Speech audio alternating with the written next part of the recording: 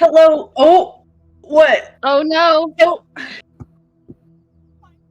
Hi. Wait, is it this Wow. way or The camera's Other way. off. nope? It's this way. The other way, Hello, and welcome back to the Wild Beyond the Witchlight. Okay, you're good. Okay. Hello, everybody, and welcome back to the Wild Beyond the Witchlight. I'm your whimsical DM, Victoria, and we're gonna play D&D. But before we play D&D, we're gonna do a recap, and we're gonna do announcements, but not in that order. Kristy, could you do the announcements, please?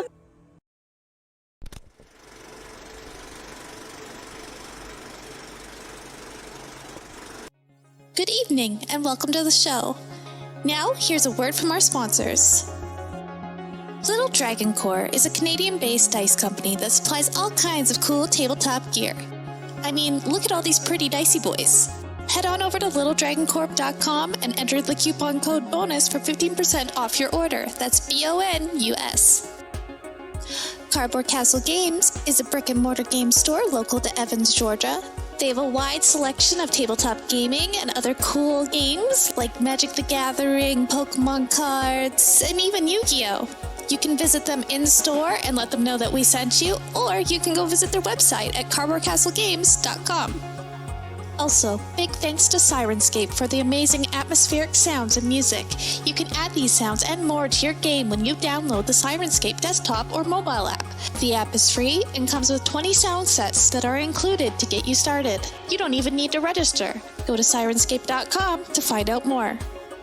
Thanks as well to Adrian Von Ziegler for providing some additional music that we use here on Thursday nights. He's a talented composer with great content usage rights, so go check out his YouTube and Patreon and support him if you can. Please check out our other games. We stream almost every day here at Provo. We have games for several of the major published 5e modules as well as homebrew games, and some of our games feature systems other than 5e, like Star Wars, Power Rangers, and Alien. Come watch all of our VODs over on our YouTube. You can also follow us on Twitter and Facebook. Don't forget, you can also support the channel by following, by subscribing, remembering to click the bell notification so you never miss another live stream, using channel emotes, and if you're an Amazon Prime user, you get a free subscription to Twitch every month.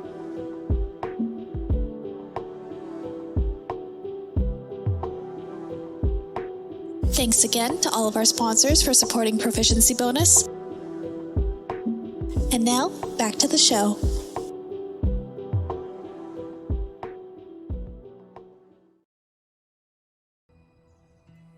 Hey, Kristy, thanks for doing that so that Ink and I can talk about Dragon Age. You're welcome. Ink, you're gonna get to talk now, but unfortunately it's not about Dragon Age, it's about this game. So if you could be so kind as to give us a recap. Well, last time on Dragon Age Origins. Oh, man. Only. Last time on Wild Beyond the Witchlight, the party still is continuing to search Loomlurch. The party split up briefly with Dawn and Aurum going to try and find some more of the missing children, and Saoirse, Ego, and Clover stayed to resolve things with Bavlorna, who had been found here in the hut. She seemed pretty much passive. She'd given up on trying to fight. So Ego, I believe, ended up asking. Well, let me backtrack. Saoirse first inquired about a little bit of prophecy, a little bit of poem, a little bit of knowledge that would be useful to her in her personal journey, which the party is still trying to learn a little bit about. But essentially, it seems like Saoirse is searching for true love's kiss, or true love in general, as she is carrying with her a kind of Sleeping Beauty-esque curse that, oh my goodness, you're being just absolutely tackled over Oh my there. god, rip. And and Zybilna was like the only person they thought that could maybe help her with it too. Yes. So Saoirse is trying to help Zybilna to be able to get aid with this curse. Meanwhile, Ego interrogated Bavlorna, made a couple deals in exchange for some information. The first question that Ego wanted answered was, why is the Hourglass Coven doing what they are doing? And the short answer is jealousy. They are true children of Baba Yaga, the mother of mothers, the queen of all witches, and yet Zybilna is an adopted daughter who seems to have been given special care and attention, as well as, of course, this whole realm to her own. So in their jealousy, the sisters have worked together to try and usurp that from what they believe to be an undeserving, not true child. The direct connection to Baba Yaga prompted Ego's further questioning of how to reach Baba Yaga. In exchange for learning how the sisters would find their way to Baba Yaga themselves, Ego had to give up what had been the pilfered staff of Bavlorna, returning it to her, though it would seem that she left with Ego the shard that is maintaining the illusion of her sister. Quite interesting. Perhaps maybe a little bit of witches be witches kind of thing. Gosh, we talked about so much just right in front of Bavlorna. You sure did. Clover found the Hourglass Coven's Hag's Eye, or Witch's Eye, which seems to probably have been made from Nightshade's Eye, which Ego decided to take as it would be a very good bargaining chip in the future. But the offset is that it would allow the Coven to watch them wherever they are. So there's a little bit of back and forth with that. They also talked about how they were going to continue to... The party just openly talked about how they were going to possibly defeat the hags once and for all, with Bavlorna just sort of straight up listening. But, you know, that's how it goes. Dawn and Aurum encountered a few more boggles, as well as did a brief battle with some of the toy soldiers, protecting / traumatizing more children. And I think probably most importantly of all, I think it was Clover. Correct me if I'm wrong. Sorry. Did Clover find all of the pile of lost things? So Clover did enlarge, reduce, and made herself tiny to go into the dollhouse up in Skabatha's room. And then you guys were also just reaching in from like the roof into the attic. And you guys pulled out a variety of lost things in different crates, but it was I believe it was Clover who found Dove's pipe. You actually found two pipes technically. True. I added one of them. There's like a dragon and a wolf, I think I found. Mm-hmm. Yeah. But yeah, so you found that. Yeah.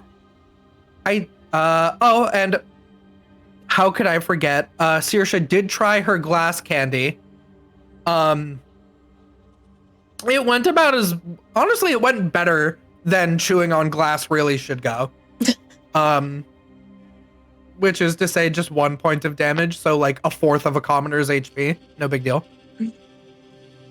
Good thing you guys aren't common. You're one of a kind. We're definitely uncommon. Dawn is one of a kind against as well. I believe did Dawn bully the Rug of Smothering into letting the children go? Yeah. There was some bullying of the Rug of Smothering, and also there was some brief talk about Sam, as it would seem that Dawn might be the first one to get his lost thing truly joined back with himself, because Sam promised to do that in exchange for Dawn's oath. So that is coming up. But that's it. That's everything. Hell yeah. Well, hey, Ink and Kristy, you guys can take D6 Bardic Inspirations for your contributions to the stream. Steals it from Ink. Oh my god. Do you want it? You didn't say we couldn't steal them, so. Oh my gosh. Well, damn, that's crazy. I guess Ink doesn't have D6 Bardic Inspiration anymore. Yeah, I mean, that's okay. Someone else should use it every now and then. And with that, we will step back into the game, where I believe the group of you is basically just holding, like, a plethora of magical items. Saoirse had Very talked tiny about... magical items. Yeah, they're doll-sized, and Saoirse had talked about how, like, a lot of these people who lost their things here are probably dead because, like... Mortals don't last long, you know. Yeah. So... Fair. Unless anyone, because I know Ego just gets handed a whole bunch of things all the time. If there's anything else you would like her to do, say it now, because Ego is probably going to set up in this room and do a bunch of identifying. We got all of the kids from all of the places where we thought they were, right? We still have to go to the mill. Oh, right. We still have to go to the mill. Yeah, I believe And- you guys left the kids in the... And there's a cupboard in here that we haven't gotten into yet. Or no, wait, you got the kids in the mill because that's where the tin soldiers were because they showed Right, Aurum yeah. the secret path in there. So I believe you have, and you got the when kids. we last left off, we were talking about we got here because we got the kids in the mill. So I don't. Yeah, because it was they were the last. I think they were some of the last ones that you guys got because you also Will was supposed to be the one to go to the mill. I think to free all of them. So you Which haven't is seen concerning. him, but I believe now you do have all of the kids because you got them and you got the ones in the sewing room. Yeah. Yeah, so as was said, there is the closet, the other closet here, I believe, that we have not opened. I believe you said that. Yeah, there's like a ward or a cupboard or a wardrobe or something that we haven't that was locked. Yeah, I think on the opposite side of the room to where we all are right now. Yeah, Right. so the things that were in her room, there's a jar of moths that are they're like under a bell jar right next to the dollhouse. And while Clover was in there exploring, like you would have noticed, like going into one of the rooms, that like you can see the moths like right out the window, because it's very close to the little house. And then there was that cradle with the green dragon images, and you guys found some weird shit in there. You found a vial of unicorn blood underneath the little mattress, and I think Aurum like got a scale and ate it. Yeah, he did. Gross. And then there were some doors that were, I believe. Yeah. It's, yeah, those two, this door and this door, there's two doors.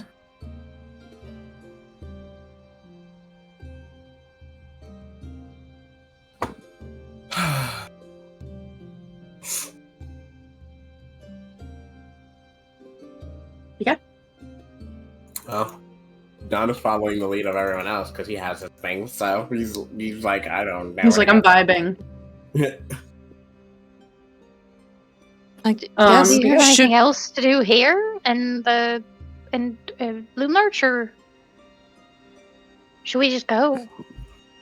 Well, I think we were supposed to get in touch with the kid, but he hasn't shown up at all, which is a bit concerning. Ego from behind a big pile of stuff that's blocking their face. We should Tiny pile of lots of stuff. to try and find the kids in the forest and see what happened to Will.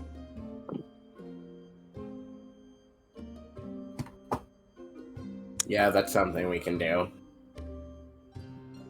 Am I getting any magical pings from behind those doors? Or on the doors? Are they trapped? Yeah, so you are not getting anything on the doors. Okay. you're getting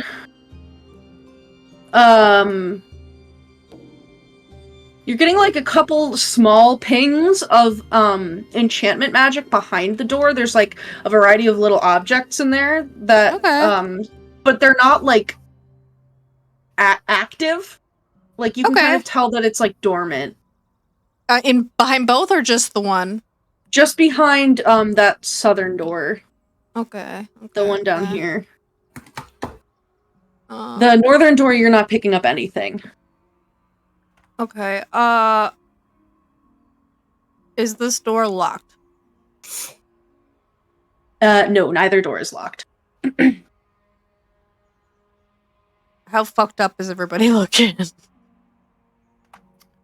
I'm fine. I'm good. I'm just worried about everybody else. On a scale of 0 to 45, I'm doing about a 22. 22? Yep. Okay, so you're like half. So you're a little beat up. Is Ego beat up at all? Ego is okay. And Aurum, not full, is but Aurum beat up? Like 7 8. Aurum, I think, might have been a little bit beaten up. I don't think he was too. I think we got him back to decent, but yeah. His D&D Beyond says that he's about 3/4. Okay. I'm gonna and I still have a lot of spell slots, so I'm gonna peek, just crack the door open, just see, make sure there's nobody in there. The southern door? Yeah. Yeah, so you can push that door open a little bit. And the first thing that you see is there's bird cages hanging from the ceiling. And it seems like there's creatures in the bird cages. But you're kind of just peeking in, so you can't really see. You'd have to go into the room to see. But the creatures are what's giving off the enchantment magic. Oh, okay, I'll open the door. Yeah. So old empty birdhouses are nailed to the walls of this cramped room, and a dozen bird cages hang from the ceiling. The cages are filled with these tiny little clockwork sparrows. And as the birds' gears turn, the air thrums with rhythmic ticking. Paper and quills are heaped on a small writing desk under the cages. A pair of open windows overlook the forest beyond. And carved into the wall above one window is the word hither. And above the other window is the word yawn. Oh. Ego, I know you're busy, but I think I might have found a magical post room. Yeah. I had probably started doing some scrawling on the floor, or even probably just scratching into it to make a ritual circle, and goes, oh. Gets up.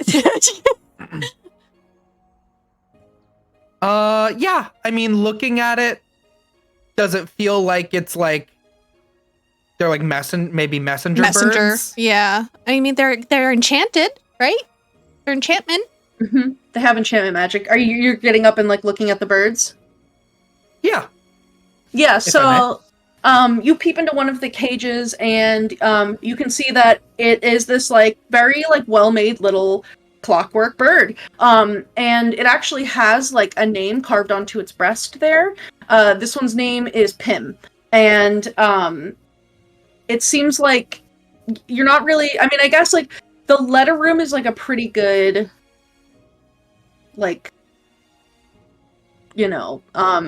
interpretation of this space. Yes, I'm smart. But it's just this little clockwork. If you look at the bottom right of the map, there's a little, I can shift ping you guys all down here. Oh, there's a little clockwork sparrow. Let me put on the map. Ooh. Little guy. Don will peek in and say, Ego, can't you do your little ritual thing on one of those sparrows to figure out exactly what they do? Yes, I can.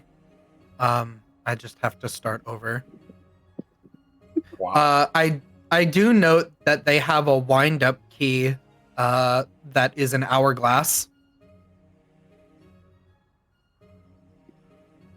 If it's a Oh, mail fun. room, do you think we can mail ourselves to Jan? Kind of chuckles. It's like On the one of backs of tiny sparrows? I imagine Clover could. If you stayed tiny like that. Make yourself real tiny again. I don't think the magic works like that. It only did in the dollhouse.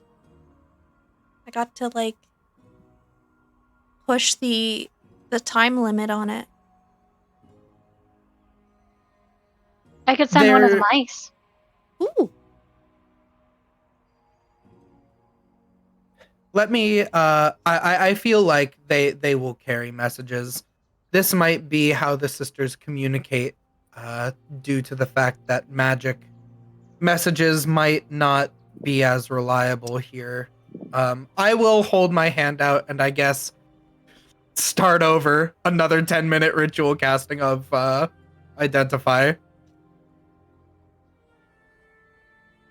I'm muted. Yeah, so you are able to cast Identify on one of the sparrows, and it seems that it is just basically like a mechanical, like it's a construct, but it has been imbued with the Animal Messenger spell. Okay. So yeah, Oh, but they're okay, just like in maybe- there, like preening their gears and stuff, and like chirping. Does it maybe fly through the window to go to the other place? Deliver the message? Clover, is the window enchanted at all? Good question. Yeah. I'll check. It is not. It is a Nope. window. It's just a window. I mean, we could try and send something. Yeah. Figuring it out how it works might be beneficial to us. What do we want to send and where? Send a message to Will? If Will is here and we're trying to figure out how exactly they get from place to place. I mean, the windows have to mean something, right? I get that we're in the Feywild and shit kind of happens for no reason, but the setup of this room is a little bit too deliberate, don't you think? Well, I mean, people, if you like train birds, usually you train them to do one specific task, right? So, for recall to a specific location is pretty simple. Well, that's what I'm trying to say. Why don't we try to send a letter to somebody that is maybe in Hither? Yeah. Yeah. Let's would do Hither imagine. because we know people there. Then we I can don't see know what that where is. the bird goes. Do you have a decree for your subjects waiting for you? Can't we just send something to Miss Sue? Well, the tavern, the inn at the end of the road moves, so she's not necessarily always in Hither, I don't think. Maybe we She could can't get out send... of Hither. The fog is still trapping everybody in place. We're the I mean, only we could- ones who know a way through because of the kids. I was just thinking maybe someone that isn't in a house that moves. But Send it to the we could try collector. Miss Sue. Hmm? We could try the collector.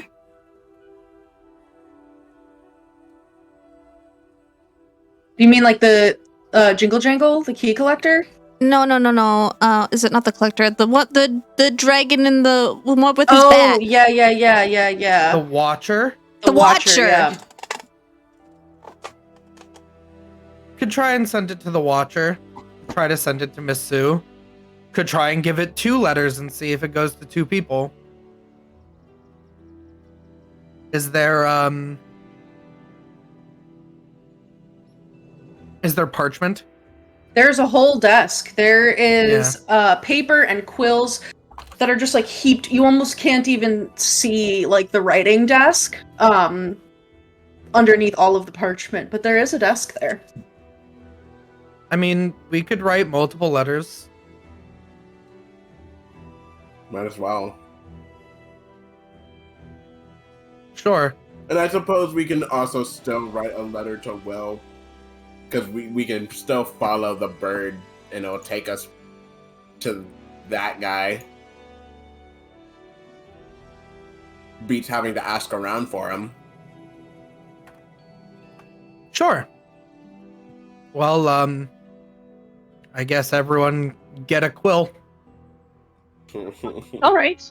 Okay, so you're writing a letter to Will, and anybody else? I'm gonna write a letter to Miss Sue. Okay. And be like, hey, Hey, Ma. not currently in Hither. It kind of sucks here, though. Okay. Tired of sleeping outside. Clover, are you gonna send one to the Watcher? Sure. Okay, what would you like to say to the Watcher? Trying to think, what was the last thing that the Watcher knew? I'm trying to think how long ago it's been since we saw him. So you guys saw him a second time, I believe before you left, because you wanted the picture of your mom back, and that's when Ego traded the his familiar for the picture, which I don't know if Clover even realizes that it's. Thank you.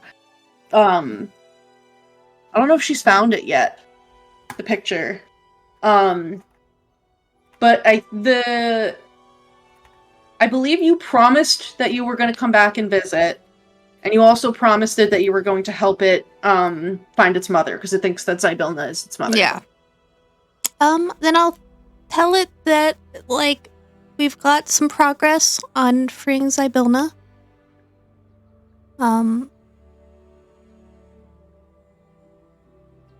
We're working on the hags. And hopefully you won't be alone too much longer.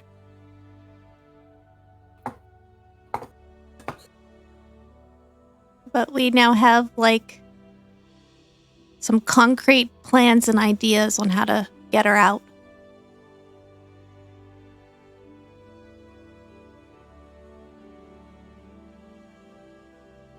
Okay.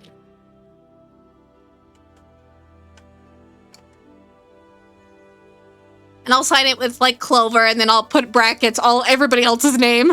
Yeah. And then the letter to Sue, you're saying this place sucks. What else are you saying, Don?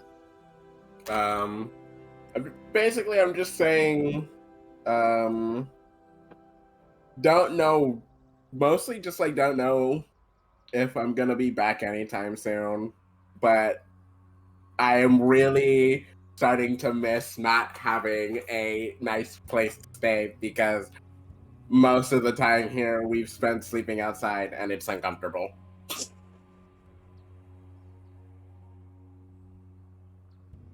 Just real family update type shit.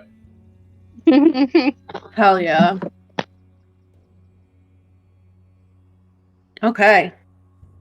And then, is Saoirse writing a letter? Well, everybody else is writing a letter, so Saoirse is definitely going to write a letter. Who are you writing a letter to? I guess Saoirse really only has one person she could write a letter to, so she's writing a letter to her best friend. Okay. I don't know that she has any intention of actually sending it. Okay. But she'll do it anyways, because everybody's writing letters. They said grab a quill, and everybody started writing. So she's like, all right, we're writing letters. Let's do it. Yeah. I also have an idea for a letter to write to Will, which it takes Don an embarrassingly long time to come up with it. But he addresses the letter to Will, and all he writes on it is, "You just lost the game." Oh shit! My God! Oh no! Oh no! That's vile. That's, oh my God! That's so violent. Oh my God! You absolutely slayed this kid. Okay, so then, for Saoirse's letter, do you want to tell me out loud what you're saying to your best friend, or do you want to just, like, write it separately to me? Oh, I'll tell you out loud. It's not. Okay, I mean, yeah. it's your show. I am recording what you guys are writing in these letters in case it comes into play later, so I just want to make sure I get it all down. She goes, "Hey, love. I've been here in Prismere for about a couple weeks. Don't really know exactly how long. Hasn't been super fun yet, but it's getting more fun. I have a bunch of new best friends. They're really great. I think you would love all of them. Of course you would. You love everyone. That's sort of your whole thing. But at the same time, I'm making some progress. I think I know how to get to Sergona. And, we'll just tackle this problem head on." I'm feeling very optimistic. Not that I ever don't, but I am now especially feeling optimistic. Okay.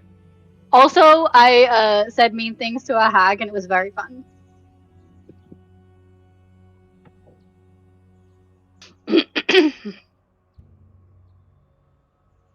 Okay. Excellent. And she does the little, takes, a flower and, rubs it on the letter so that it smells good, and then, does lipstick and, puts a kiss on it. Hell yeah. Love that. Okay. Yeah, so Ego. Are you gonna let Dawn write the letter to Will? Are you doing anything in particular? Identifying. To be fair, yeah, I think Ego is probably spending the time. It's like Ego is like, quick, everybody, go write letters. Really think about what you're saying. Takes all the little items and has sat in the middle of the room, and now all of these little tiny items are orbiting around her head while casting Identify on all of them. Okay. Because it's gonna take me close to an hour. Yeah. At this point. Oh, I might as well just do a short rest at that point. Yeah, you guys can do that if you want. Well, I'll do as many as possible, and then if the others want to get up, go after Will, then I'll stop. Oh, I see. Okay. Yeah, because Dawn's not going to immediately give this thing to a bird if he sees that they fly off. He's gonna wait until we're all on the same page about tracking Will down, because there's no point in sending a bird off to find Will if they're not going to follow after it and figure out where it's going. Okay, yeah. So Dawn, when you go to get more paper for the second letter, you see that there are some actual letters on this desk. That the parchment is a little out of place, and you can see that there's ink on them. Ooh. I read. I'm nosy. Yeah, so two of them appear to be written on what looks like somebody skinned a frog and stretched and dried the skin into frog leather. And then one of them is on this pure black, almost feels like the skin of a bat's wing. Some kind of vellum. But there are three letters. There are three letters there. He looks down and he grimaces at it, and he's like, "Why can't these people fucking use normal paper? It's everywhere. Trees are everywhere." But he'll read them. Okay. I'm gonna screenshot them for you.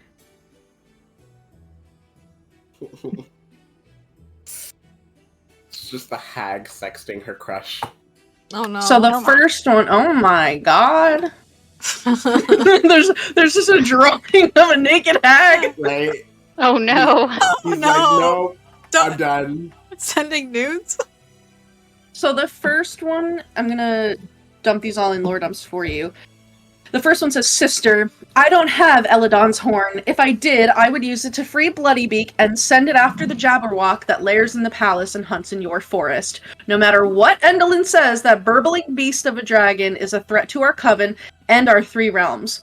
How Zybilna managed to befriend it, I'll never know. Maybe we should ask her. Ha ha. Much love, Lorna." Bro, there's a fucking Jabberwock. Of course there is. The second letter says, "Lovely Scab. The last time," and this is the one that's on the black like batswing kind of paper. The last time I saw the unicorn horn, it was in your possession. Pity you lost it. But fret not. I have gazed into the orrery of tragedies, and it has revealed to me that Eladon's horn will be found. If worst comes to worst, recall that Eladon's mate still dwells in your forest. You could kill Lamorna and take her horn, assuming, of course, you're not too busy making toys. Your darling sister, End. The third letter is on more frog skin. And it says, Dear sister, there's no use asking Endolin if she has the horn. She doesn't tell us anything, but if we don't find it soon, I fear what the Jabberwock will do after it gets tired of prowling the forest and turns its fiery gaze elsewhere. God's bodkins, that thing gives me nightmares. Must I remind you that we need a unicorn's horn to free creatures from the cauldron's time-freezing magic? It's not enough to know their true names, you know. Of course, my greater concern is that someone else finds the horn and uses it exactly for that purpose. What do you think Zybilna will do to us, we treacherous 3, if she's no longer bound by her cauldron's magic? Your beloved sister, Lorna.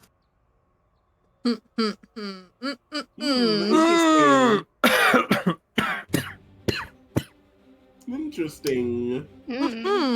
So, the dragon we've been assuming is flying around here that we've seen evidence of is the Jabberwock? Maybe. Perhaps? Yeah. Maybe it's either that it's an entirely different dragon-like creature, or that's just what they call dragons around here, but it seems like it's a friend of Zybilna. And they're trying to find the horn so they can take care of it because they're scared of it. Did you share the letters or the information on them? I think after he reads them and mulls it over for a bit, because he's the type of person to definitely think about something before he goes to speak on it. But yeah, he'll probably be like, hey, I found these letters and they have some pretty important... Okay, so here's a small hitch. If we're going to wake Zybilna, we need to know her true name. That's what it says. It says knowing her true name won't help. Well, it's not enough. Yeah. It says it's not enough, so that means we need both. It could mean not enough in the sense of needing both, or it could mean not enough as in, like... Just because we have her true name, it doesn't mean summon any. her, yeah. So it could go either way. But no matter what, we definitely Well, I hope we don't need the... it, because that's a difficult thing to come by. Either way, we need that horn, and it seems that Skabatha has lost it. We might be able to get on the good side of the quote-unquote Jabberwock. Mm-hmm. Seeing as, I guess they're friends with Zybilna. I don't know what kind of sunshine-ass person you need to be to make friends with a dragon, but whatever. I think I can do it. I'm pretty sure That I can kind make... of- I make friends with all kinds of creatures. That kind of sunshine person. Right. I'm also interested in that thing that it seems Endolin has, the Orrery of Tragedies. It sounds to me like some kind of magical, perhaps crystal ball or something. I guess But- it makes sense with someone whose name is Endolin. True, especially if she is the third of the Hourglass Coven, being able to look into certain events in time makes sense. We might be able to, if we had the orrery, see that battle that took place at the palace for ourselves. That seems like a tragedy that it might be able to show. Oh, Elkhorn saw Or- some of it. How is Elkhorn, by the way? Elkhorn would have gone, like, with the children. And he basically, like, after he and Aurum got, the poisoned kid, like, on his feet and stuff, he basically would have said, like, he's gonna be in the forest with all the kids and, like, wait for any more to come from you guys. So he's just, like, waiting with the kids. He's, like, watching over them. All right. Like, he didn't see all of it, of course. He was kind of knocked unconscious and dragged here, but he saw some of it. Well, the horn is missing, Hey, buddy. but we have unicorn blood. It seems quite likely that Scabatha probably killed this unicorn for the horn and also took its blood. But I'm trying to figure out how she would have lost something so important. Maybe someone stole it. Maybe someone she's really mad at. Shot Maybe in the that- dark, but Maybe that was what I was going to say when I was cut off with you saying it. Cool. As in another reason to find Will. all right. Well, if you're done twiddling with those doodads, I'm ready to go look for him whenever. They like stop orbiting and all fall on the ground, and Ego goes, I wasn't. I stand up and dust myself off. Well, in the time that it took for everybody to like write their letters, you probably got like 2 of the items identified, so you got some progress. Yeah. Ego probably didn't focus on the pipe that we know is for Dove. So I would say probably, because the thing that they were interested in the most was the cloak, because they like cloak. So it would have been the cloak and probably that dust. The dust of corrosion. Okay, yeah. So you were able to successfully identify those.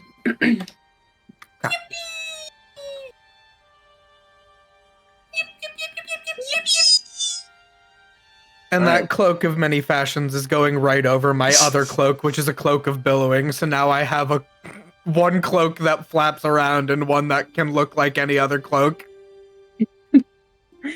Oh my god. That's funny. I don't think you need all of those cloaks, dude. I'm cold. No, you're not. Not anymore. I also have like 3 of the scarves wrapped around me. That's why Ego's like, it's literally All like bundled up. hat. It's like hat, eyes, scarf. Scarf cloak. Yeah. Oh, they're in winter, so they're cold. Yeah. Let us Well, go we're to the not in- forest. Yeah, John was about to say we're not in any except for because we're not in a normal place. So We work here. are you sending the birds now, like through these windows, or are you taking the birds outside or somewhere else? Oh, Because you have 4 letters and you have 12 birds that you can fuck around with. I guess we need. Should we see if the window is necessary, or if otherwise we can just take the birds with us? We can give a letter to a bird and see if it goes toward the window of the place that it's supposed to be in, which is, we have letters delivering places to hither. Because it's either gonna try to go through the window, especially if the window's open, or something like that, or it's going to try to go outside and like go through a fairy circle or something like that. I'll open the hither window. Okay. And send the watcher letter, I guess. Okay, yeah, so you, Ego, you would have known from your identify that you have to, it's basically like how you would cast Animal Messenger, but like a little different. It can take a spoken message, it can also take a letter, and you have to, speak one of the sparrows' names aloud, and then give it, like, tell it what its task is. Alright. What is the name of the hither sparrow? Well, there's like 12 of them. The one that you identified is Pim. Okay. Well, I will say Pim, deliver this letter to the Watcher in hither and return. Okay. Yeah, so the bird, like, kind of tilts its head, looks at the little letter that you have, like, rolled up in your hands, and, will pick it up really fast in its beak, and then, like, grab it, like, with its talons as it's, like, flying up in the air. And it goes towards the hither, window, and continues onward through the skies. It seems it's mostly the spell that's put on them. It seems that the window is not necessarily magical. You can give them an instruction, and they will attempt to follow it. Unless trying to think with my weirdo freak brain instead of my normal person brain. They have to go through the window to settle the destination. That's possible. I don't know. It's possible. In the dark here. I don't have a way to know for sure if the window is part of the process or not. We could, I suppose, take the bird cage. I told Pim to come back, but it's gonna take a while. Yeah. Also, because the window was already open, it may have just been that was the fastest route to get where it's going. So we can see what happens if I try to send this letter, which also is going to the same place, but close the window. Sure. Testing variables, etc., etc. It's like when I did science in college. I don't know what any of those words mean.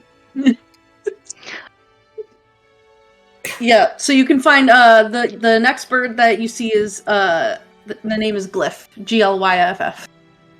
Great. All right, Glyph.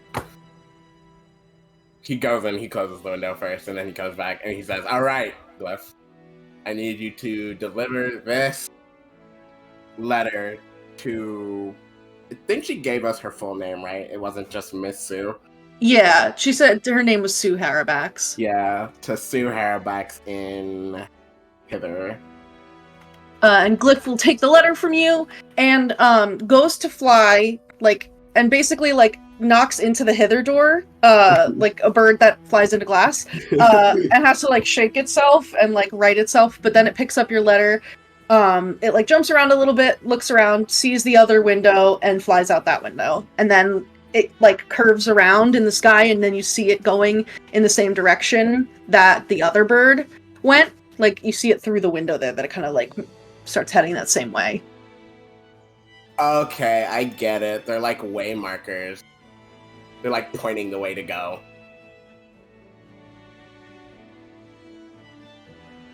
All right. That's useful for us. That means if we want to go to Yon, which we will eventually have to, we go that way. It'll point out through that window. All right. Well, that solves a few of our questions then. Do we want to take some birds? I think that's a great idea. We can take a bird. Yeah, we can take a bird in a cage, and with the letter that we have for Will, it can act like a compass. I like that. I thought we were just going to take birds, because that sounds really fun to me. I don't have the required expertise to take care of a bird. They're it's mechanical. Not a real bird. I don't have the required expertise to take care of a mechanical bird either. Oh. Well, I have the expertise to take care of a real bird. I don't know about a mechanical. Well, that probably means that you have about half the knowledge needed to take care of it, because you might not know how to deal with the mechanical part, but you know how to deal with the bird part. I figured out Candy. I can figure out a mechanical bird. Did you figure out Candy though? I did. I made it. It wasn't very good, but I did make it. Okay, that's fair. I think. I don't, but I'll give it to you. It's better than the candy I've made, which is none. I'll give you that. There you go. I'll take one of the birds. I'm gonna I think roll it could to be see if useful. Dom I've has never made candy anything before that wasn't just magic, so I mean, why don't we each take a bird? That way, maybe if we need to talk to each other, oh, I mean, I do we have can Philip. try. All right, us three can take a bird, but you seemed like you really wanted some. Oh, I do want maybe one several as well. Yeah, there's 10 birds here, and also Philip is like confused and like not super happy because he has tried to like fly over to one of the little birds and like perched on the edge of its cage and was like I'd like talk to him. talking to it, like singing to it, and the mechanical bird was just like These birds walking have- around kind of mechanically. Like Yeah, a they dog, like going up to awful like a dog vibes. statue and trying to like sniff it. Play. Yeah, so you can hear that Philip is basically just like, bird? No hello? Bird? Not bird? I don't think that bird can talk. Not bird. And Yeah. he like starts Not a bird. puffing out his feathers. And like he's like trying to like peck What? through the bars. But it's kind of a cool bird because you can tell it what to do. Philip listens. Oh no! I just mean you could probably tell it what to do. Like be the boss of it. Boss bird. Bird, not real. Mm-hmm. Listen. Take it. Philip? Philip the boss bird.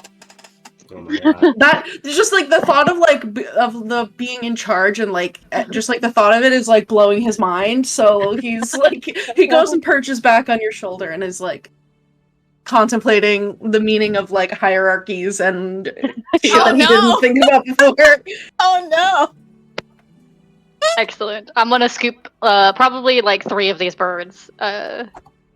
Yeah, you sure can. So I can make them as like a custom magic item on here because they're technically not like they're literally just an animal messenger spell that can also do letters.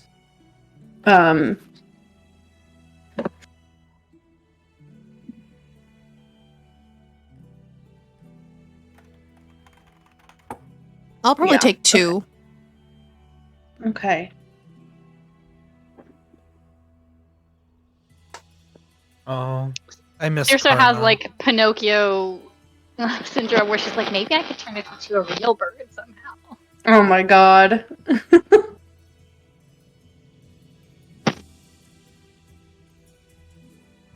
We need to get you karma back. I know.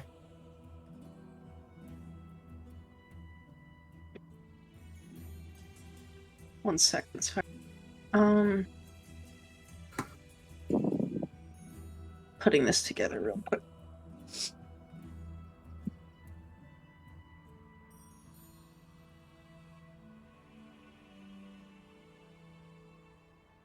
Okay. Create magic item. Oh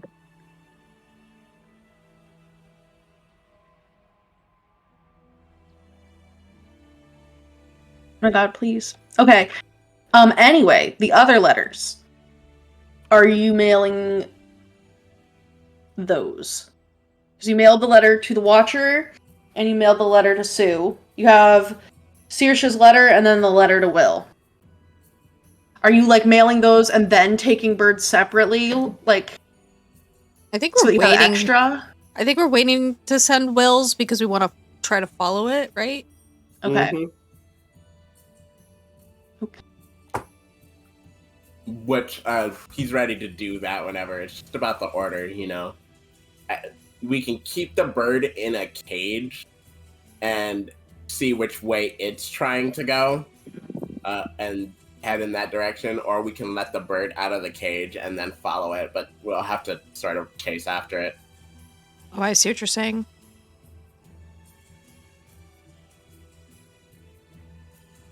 I could send Philip after it.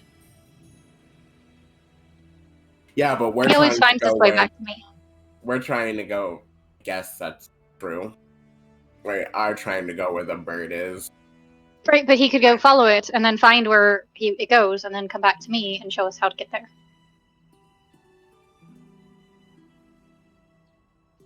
Yeah. You guys want to do that? I guess if Yeah. it gets away from us, we could try and Right, follow like it if we lose ourselves, and then sight, if it gets yeah. away from us, Philip can because he's a bit faster. Yeah, that's fine by me. Okay. Should I send my letter? I just put. I didn't intend to send my letter, but I think I might just because I'm curious what will happen if I try to send it. If you try to send the letter to your bestie, My best friend. you want to try? I've never tried sending him a letter before. And he kind of doesn't have a place. He's kind of everywhere. And also nowhere. Give it a try. You never know. I think my curiosity is getting the best of me. So I'm going to grab one of the other birds and tell it to send. This is Wee. This one's name is Wee. Hello, Wee. We? No, What Zwee with you- a Z at the front. Zwee. Zwee. Hello, Zwee. It's just Will you take this letter to love? it picks up the letter. Let me check the spell here. So you do have to specify a location which you have visited. So it's I like guess. waiting for like you said you want to send it to love. It's waiting Yeah. for like more specific information. I don't have anything more specific for you. I suppose you could try looking for him in the spring court. Yeah, the bird will fly out of the cage. It goes to the yawn window because that's the one that's open. And this bird goes out and then flies straight up. Interesting. And it vanishes from sight as it's Well, I Spelling. should know soon if you can send messages outside of Prismere. Well, probably, unless he goes to find some.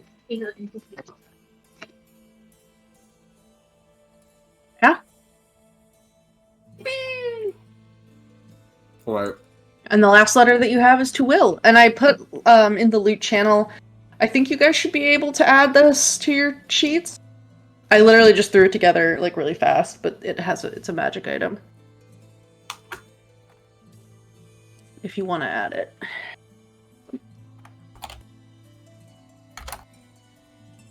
So then what I'm hearing is it sounds like you guys are going to tell the bird to go find Will, and you're going to follow it. If you start losing sight of it, you're going to send Philip to go and then come back and lead you there. Mm-hmm. Mm-hmm. Okay. Alrighty. The next bird's name is Bobo. You can tell Bobo to take the letter. What are you guys like telling it to do? Let's just deliver this letter to Will. What's his title? Will of the Will Feywild. of the Feywild. Yeah, Will and Feywild and Hither. Thither? I don't Thither, know. yeah. We're in thither, yeah. Yep, so that bird goes to the yawn window and it perches like on the edge of the window and looks around a little bit and then begins flying down. What the fuck? I guess we'll follow. We Yeah. can start following it. I'll fly out the window. Okay, yeah, you can do that. That will make your life a little bit easier. That's cheating. Oh man. Sometimes I forget I'm a fairy. That's, okay. So, I assume the rest of you are running down and out to try to find where this bird heads. Clover, the bird goes from, it's kind of like, up here on this balcony. So that's technically like over the library here. Okay. And it goes down and then curves around this way. And it comes over here.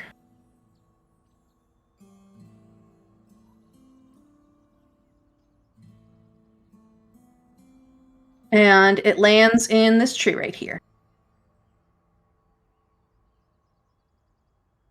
And it begins to like hop up the branches. And as you get there, you see Will. He is barely alive. He is covered in cuts and scratches. He has a black eye, and it seems like you can see that there's like these blood streaks and like bloody handprints, like he had to climb up the tree. He's old. And Why then did he get hurt? and then you look around quickly to kind of see like what was the source of like how did this happen? And you can see that there are 6 red caps that have all gathered below the tree, and they are holding like their sickles, and they are stomping and yelling, and a couple of them have taken off their hats to reveal their like ugly wrinkled bald heads. And the pools of blood that are dripping off of Will onto the ground, they are like dipping their hats in. And they're like fighting over who gets to dip in the blood. And they're all like yelling and like screaming at Will. But he is like unconscious in this tree. Okay. These guys Okay. are vicious. And then the bird like goes over and like pecks like Will's face. And like picks up like have you ever seen like when birds try to like crack open snails and they'll hold the snail and like fling it against a rock? It just starts doing that with the message, like it's just tapping him with the message. Oh my god, I'm gonna fly up and over, so like I'm coming from the top to go down to Will. So the red cats can't get me. Okay, so you're gonna stay like up where Will is? Yes. He's really only like 10 to 15 feet up in this tree. Like he didn't make it that far. That's fine. And there's this patch of like red mushrooms over here. Okay. That you can see there's several holes in the ground. There's like there's this like grove of like mostly bearded willow trees. Which is part of why like Will probably couldn't get up super far. And it's on the bank of this murky woodland pond, and there's that tilled earth that spreads like beneath up to like the boughs of all of these trees, and then you can see that there are still a couple caps of red toadstools in place there, just beginning to emerge from the loam, but there are like 6 open holes. And they're like, you've seen red caps before. You interacted with Bloody Toes at Lorna's house. I think you might have interacted with some more somewhere else. These are very small red caps. They're kind of stunted, but they are all freaking out underneath this tree. Okay. I'm gonna move this over here.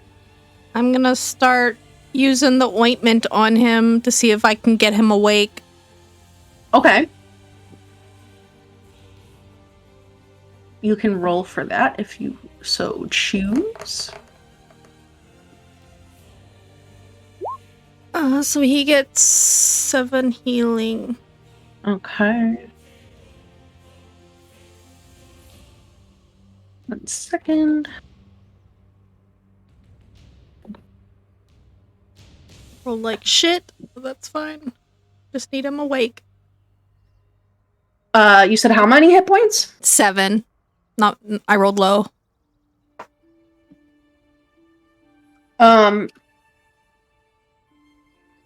So you're able to put the ointment on him, and he's like battered. He's beaten up. And you're able to seal like a couple of the wounds and like heal like his black eye. And he like comes to consciousness, but he is still heavily wounded. Do I feel like he's been crit? Like he's got a lasting injury? Probably, yeah. Yeah, okay. Yeah, He looks really beat up. Okay.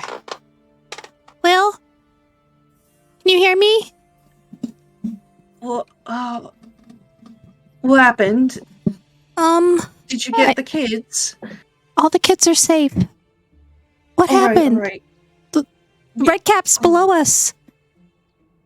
Oh God. I came to carry out my part of our plan. What I didn't realize that when I was creeping up, looking for a place to climb to the textile mill, was that those aren't mushrooms. They're red caps, and they got the jump on me. Ooh, okay. I climbed up the tree to try to get out of their way, but they won't leave me alone. This hurts real bad. And he, like, lifts up, like, part of his shirt, and you can see on his abdomen, he has, like, a festering wound that has become infected and, like, is putrid. Ew. And you can, like, because you kind of do the magic eyes, like, you can see that, like, there's some, like, very malicious fey magic that has, like, very quickly, like, wounded him pretty badly.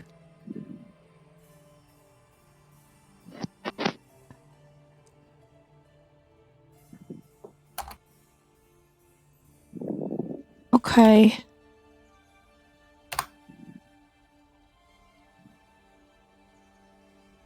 Would the ointment be helping because it ceases to be poison and cure any disease, or is this something different? So the festering wound, like, mechanically is a lingering injury. I see. Okay. That makes more sense. So, like, it needs something stronger. Actually, if you want to try to, like, specifically heal that wound, you could, like, make a medicine check. Like, you think it's treatable, you just need to treat it specifically, like, somehow. I'm really not great at medicine. I could try. Do I feel like I could make it worse if I'm not careful? I just don't want to make it worse. I have a no modifier to medicine check. You would have to, like, you think that you could probably dress it and be fine. Like, that one's not that hard to do. You've done stuff like that before. Like, there's always a chance that you fuck up royally, but, like, that's a matter of a nat 1. Yeah, okay, so what I'm gonna do, this is probably gonna fuck me in the long run if we have to deal with these red caps, but I feel like Clover, seeing someone in pain and, like, this serious of an injury, she is going to use, let me find it, the luck stone. Okay. So you're gonna use the... Oh, okay. So I can have an advantage. Go for it. And this is probably... We're getting to be about the time that the rest of you running on foot would be able to follow. I'm gonna use my real die, because I don't know. It was too nice to me last time. So you guys probably would have run out of, like, this door that's on the kind of, like, eastern side of L13. And you, since you saw the bird go in that direction, and you guys can basically come out, like, right over here, and you see all of these red caps at the base of this tree, like, flipping out. You see Clover's wings, like, up there in the tree, and there's a lot of blood pooled at the bottom of it. Oh, shit. I'm glad I had that advantage, but I'm also going to use the Bardic to see if I can bump it up a little bit more. Okay. 19 total. 16 plus 5. Yeah, so you rip off, like, some parts from, like, your dress, or, like, maybe you have some spare bandages. I feel like Clover probably has a couple band-aids. She has, like, a first aid kit. She does, yeah. You are able to successfully dress the wound. Like, you've stemmed the bleeding. You basically had to, like, pack it with some stuff and, like, you clean it out and then pack it.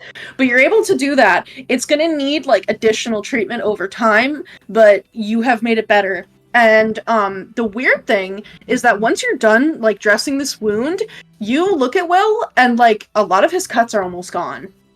Like, his black eye is totally healed, and he seems a lot better. Well, ointment doesn't usually work that fast. Oh. What ointment? What do you mean? I had to use some of my magical... I have, like, a healing salve ointment, and it's magical. Oh. But it's not super strong. Well, I mean... I guess maybe for a normal person it's not that strong, but maybe because I'm Will of the Feywild, and I'm the smartest kid in all of... Thither, it worked really well on me. This really hurts though, and he points to like that wound. I'm gonna. I didn't really like when you were digging in it. Yeah, I'm really sorry. That probably hurt. I'm gonna activate my detect magic eyes while I'm looking at the wound. In like, I already know he's got something going on, but I want to see if I can try and push past it now that he's like doing something. Yeah. So when you like look at him, there is like that air of transmutation magic around him. But like that's all you're picking up. I mean, there's like you're healing the salve that is like disappearing is like kind of magical. The red caps, those are kind of magical, but Boy. you just basically see that he has that transmutation aura around him. What are the rest of you doing?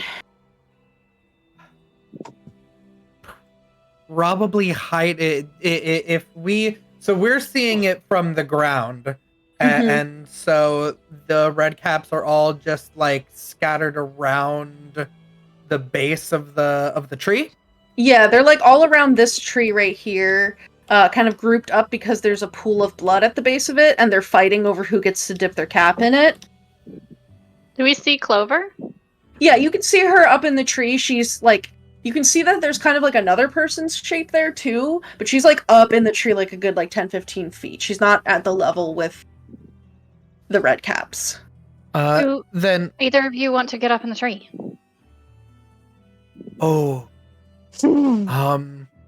I don't think I do. Sure. All right. said sure. I will Yeah. grab Dawn by the arm, and I will use my Fey step to teleport both of us into the tree. Oh, snap. Okay. Yeah, we don't even have to get into any kind of initiative yet, because you just teleport, which is very nice. You're up in this tree. It's definitely starting to bend a little bit, probably because of Dawn. What? She's and all like your 6 feet. She's 6 feet, but she's built like a twig. Like She's really, very willowy. really skinny. Oh my god. Yeah, and you are a tin can of plate metal. So yeah, but you're up there. You can see that Clover seems to be like tending to the wounds of Will of the Feywild, who has managed to climb up this tree. You also see all of these like bloodied branches from where he was pulling himself up.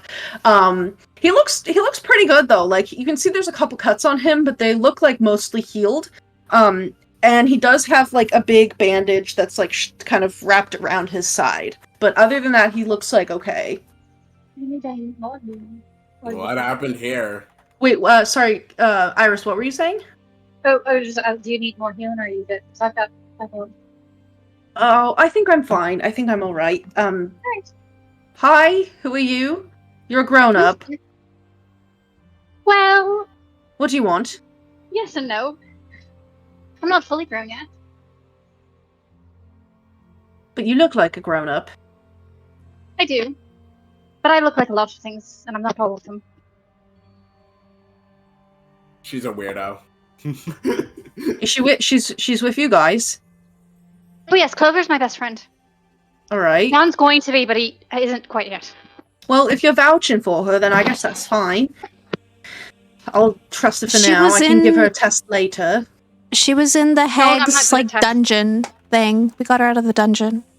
Oh, you pissed off the witch? Oh yeah, Well, I didn't realize mentioning Sevilla was against her rules, you see. Good on you. You know, if you pissed her off, that's a win in my book. Oh, I like winning. So. Wait, your mic is like cutting out a little bit. Oh, I like winning, so that's good. Anybody who can piss the hag off, even if you're a grown-up, I'm all right with that, like a little bit. Really, exactly full yet. Right, but you look like a grown-up. I mean, this one looks like a cat and also a fairy, but she's also a grown-up. Right. But not. Looks can be Alright. deceiving. I guess they can. Right. So, have any of you seen any of the kids? I can get over there right now. I need to figure out how to get out of this tree and away from these red caps, but then I can go. Help you with that. Oh, really?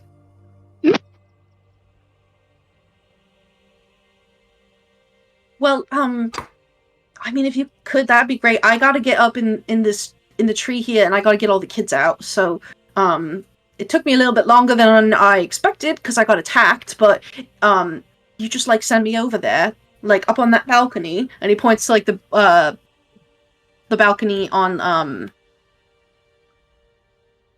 the textile mill. That's the word.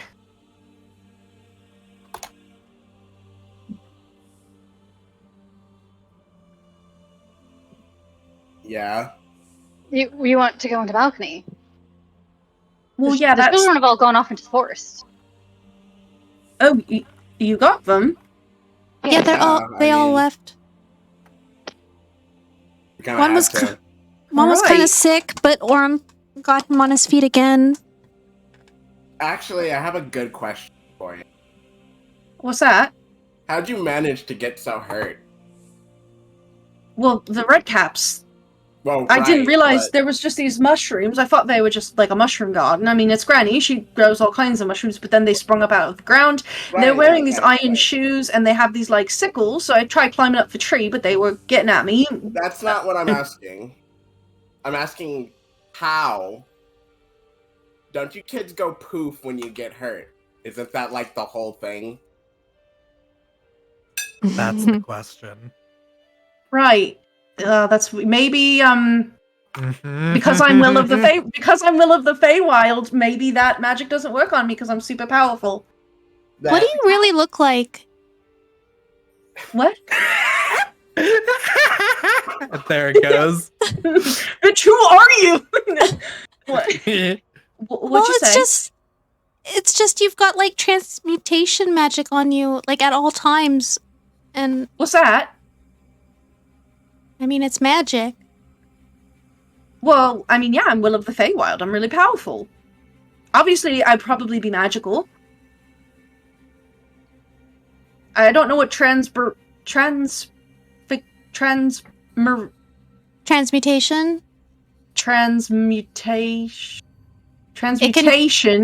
It could change the way you look. Oh, I So- don't know anything about that. I'm just Will of the Feywild. Keep saying it. Checks out. But you're not a kid then. How old are Yeah, you? I am. What? How old are you? I'm 11. How long have you How been long 11? have you been 11? Yeah! Yeah, Twilight! Well, Actually, I mean, that was before Twilight. Twilight ripped it off from Peter Pan. Oh, really? yeah, it's the Lost Boys. They don't age. Mhm. Nope. Well, I mean, and funnily enough, he would tell you, I mean, yeah, like, a lot of us have been here a really long time. If you talk to any of the kids, most of them don't even know they don't remember what their parents look like. They don't remember their parents' names. A lot of them don't remember where they're from. A lot of us have been here a long time. And we're just kids.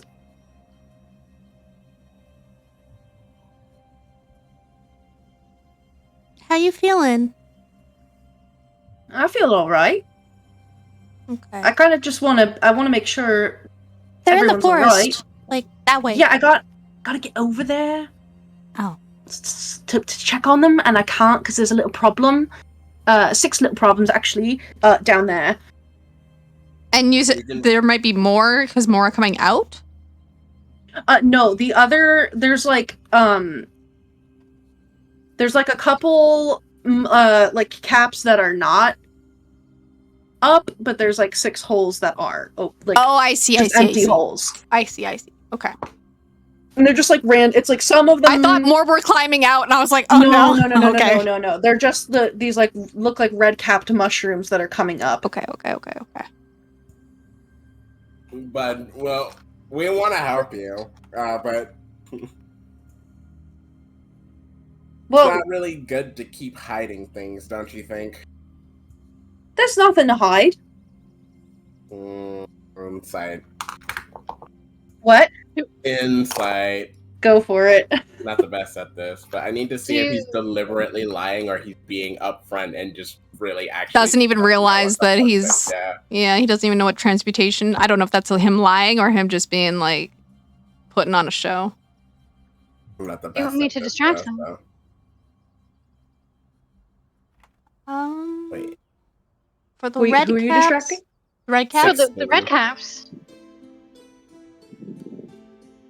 I could summon a beastie for them to chase. Yeah, I mean, if they'll go after that instead of me, it seems like they really like my blood. That's kind of their whole thing, I think. They just love blood. So, Oh, they might not then. 16. okay. So,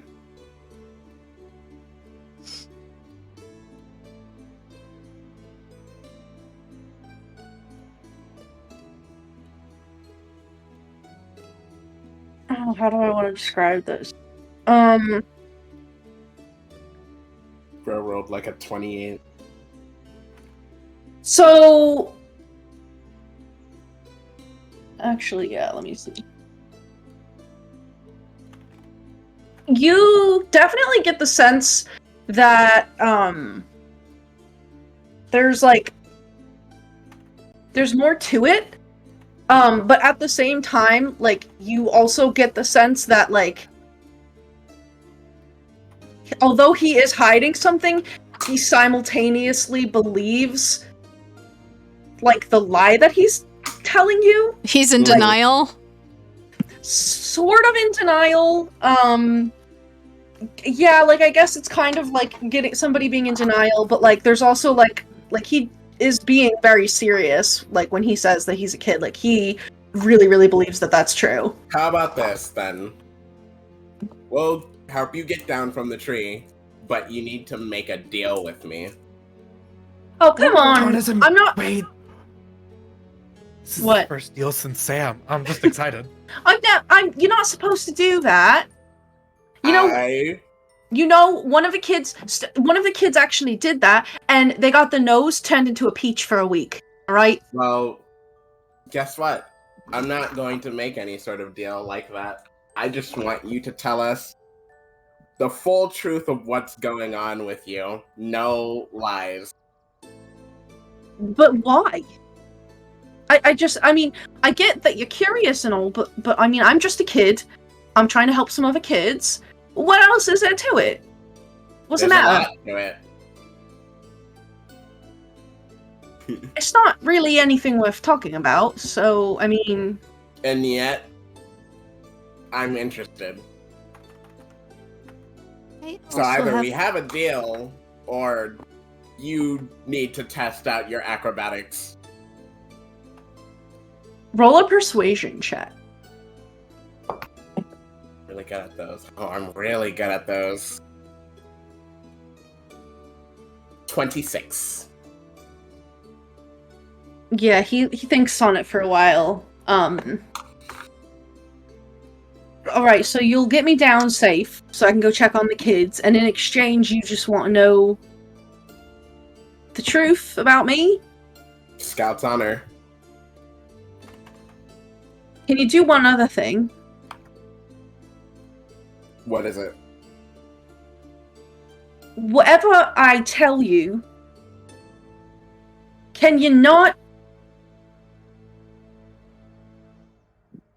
Adults, here's the thing with adults, is they hear things and they get all freaked out about stuff and they just can't accept that something is the truth. So, if I tell you, can you just kind of accept that it is what it is, and I don't need help, I don't need fixing, I'm Will of the Feywild.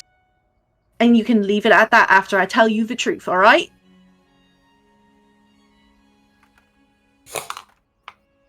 Normally, if I got told something like that, my first response would be to go find Child Protective Services, but that doesn't exist here, so I'll have to agree to the term. I'm not hurting the kids. I didn't think you were. I meant for you. Alright. So you agree, you're not going to judge me, you're not going to try to change me, you're not going to try to do anything to me. I may have more questions. Can you also not tell any of the kids? Can you keep it a secret between us? That kind of depends on what it is, right?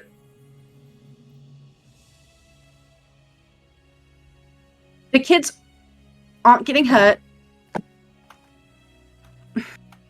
After I tell you, can we make another deal then? And if what you heard you don't think you need to tell them, will you agree to keep it a secret? I don't think there's any reason to tell the kids. They're not in danger. Yes, we can work on another deal after this one. Alright. Fine. He holds out his hand. And I'll hold out my hand. And I'll do the, like, secret handshake, like the slap, fist bump. Yeah, he does the whole Getaway Gang secret handshake with you. Yep. And there is, like, a faint, floral scented breeze that blows by, and you hear a little bit of music played on a lute. And the deal is struck. So how would you like to help Will get out of this tree? Right, so Saoirse said they have an idea. I have an idea too, but it probably involves fighting them. Okay. Oh my god, the Wizard of Oz Glinda, but yeah. So That I is was like, very I was much sitting here like trying to imagine what it looks like. Yeah.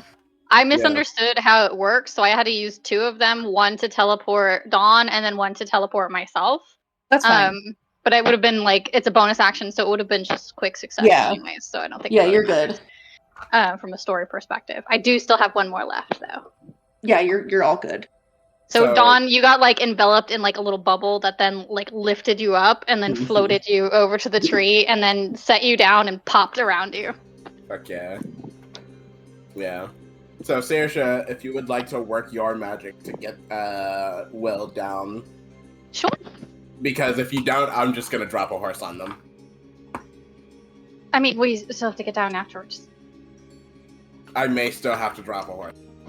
But getting Will down from the tree is biggest priority. I will give Will like a little nose boop, boop, and then the bubble appears around him and then floats him down. Okay. And where Over are to you? Ego. Over to Ego. Okay, at the base. Yeah. So, he will float down. I don't have a token for him in this moment.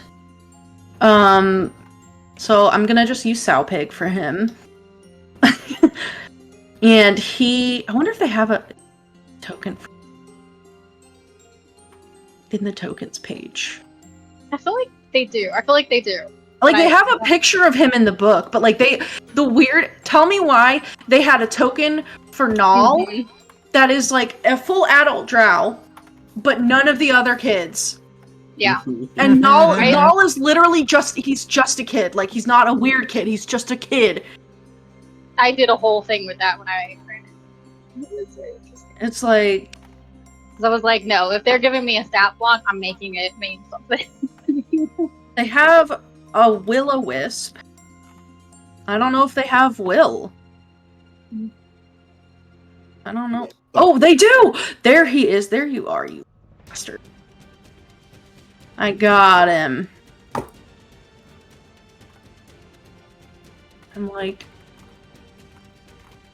Here we go. Loon Lurch. Paste. Sowpig, you go back over here. Will, why are you huge? Okay. So he'll boop down over there. Let me just do a quick... No, okay. The Redcaps don't notice. They just want... There's somebody in the tree. There's still somebody in the tree, and they want that person's blood. They do not notice that Will, like, poofs in the little bubble over there. So they're still at the base of the tree, like, yelling and dipping their caps in the remaining blood. What would you all like to do? Alright. Would you like to go first, or would I? Because I think things are going to get a little bit violent really fast. Go first, Wes. Like, How are we gonna get ourselves down? I'm sure you got some magical doohickeys that you want to do. Oh, I mean, that depends on what we're doing. Are we fighting these things? I mean, Or are we just trying to, like, sneak past them, or...? they know we're up here. We're kind of yeah. not getting down without... I mean, I can try summoning a creature and see if they'll follow it, but the creatures I I'll summon get them to follow me. Fae, so they might not have, like, blood. I can be the distraction while you guys leave. I don't know if that's the best idea. They can't What if reach me they if I'm chase you? flying. I'm flying. I'm gonna fly over to another. I'm gonna go to a different tree and get their attention. But will they chase you if you're flying? If I land on the other end, they have to come at me. Worth a try, I guess. Worth a shot, yep. Keeps what I was going to do in the back pocket. Okay. You're muted, honey. I know, I realized that. So where can you put your token where you want to go? Sure. Let me just. You're flying like down at their level, like almost, but just out of reach. Yeah, I'm going over top of them. Okay.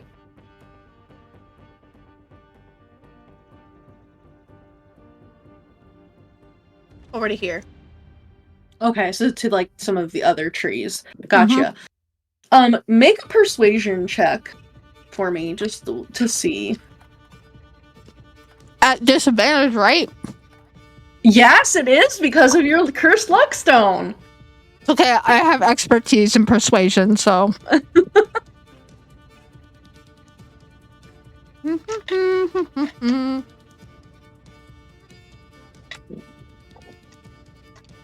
Let's use my blossom die. Okay. That's so stupid. 23. Okay, yeah, so you float down over the red caps and like I feel like if you like wiggle your wings while you're flying, you can like drop like fairy dust on people. Yeah. So you drop like some fairy dust on them and they start like getting really pissed off because these are like the anti-whimsy fairies. And they all come over to like the trees and they're all yelling and like they're like they want to kill the fuck out of you. Okay. But they're just like up there and you're flying or I mean I'm trying to be as distracting as possible. I just want them looking at me. Like, come get me! Can't reach me! Oh, too slow! Let's see. Can they do anything? They might. Throw a rock at me. Yeah. I'm like, I think one of them's gonna try to throw its sickle at you. Fair. Does an 18 hit? God. Oh, yeah. Or, well, I guess because this is an improvised weapon. So technically... If it doesn't have the thrown property, it might be that it's at disadvantage. Yeah, I'm like, I feel like there's something with that. Oh. Okay, that's Roll an better? 8 to hit. That's an 8 to hit. No, Oh, I rolled no. significantly worse. I rolled like a 2 and the other one was a natural 12. Oh. Damn. Yeah, so... this, like, curved, very wicked-looking sickle, like, whirs by your head, but, it kind of goes wide and it doesn't hit you. And that red cap gets even more mad, and it starts, like, running after its sickle very loudly, with its iron boots. Oh, buddy. So Ego, Will of the Feywild appears, floating down in a little pink bubble, in front of you. Hi. Hello again, Will. The kids, they're in the forest. Can you show me where? Also, That we is should what get I was. Hmm. yeah, the red cat. I mean, they're running in the other, but they're kind of. We should All right. go. How about, because Aurum needs to go find a particular displacer beast cub, why don't we have him take you and I will go deal with the red caps? All right. Yeah. Thanks, I guess. And he and Aurum will run into the house and go over there, leaving. This is where I wish I took Fireball, but I didn't. Oh, actually, you know what? While Will is down there, the mechanical sparrow probably flies down and hands him the letter, and he sees the message that you've left on it. And yeah, Ego, you just see Will read this little piece of paper, and he's like, "Oh, bollocks." Bugger off. Sorry, my friend. Ego will. I mean, yeah. I swore an oath that I would protect this little cat. I promised a big cat. Mm-hmm. Yeah. So Ego's going to start with a jog, and then go into a run. And I'm holding that broom. And Nice. I am going to say while I am running, whispered incantations through the night's dark veil, in shadows deep where secrets wail. Witch's broom, take flight with me through the misty gloom, wild and free. And black swirling magic goes through the wood grain, all the way down to the bristles, which explode and pop and frizz out and look all like ratty and electric. And it starts lifting me up into the air as a plume of black smoke comes out of the back of the broom. I cast fly on myself. Yay! You're flying. Ego's flying. And I believe that fly, the fly spell, I think, gives me a set fly speed of 60 feet. So on additional turns, that's 120 dashing. Hell yeah. You going over to where Clover is, or where Dawn and Saoirse are? Dawn and Saoirse probably are the most safe people. So both of the people capable of doing good amounts of healing and damage. So I will go to Clover. Okay. I'm gonna heat you over there.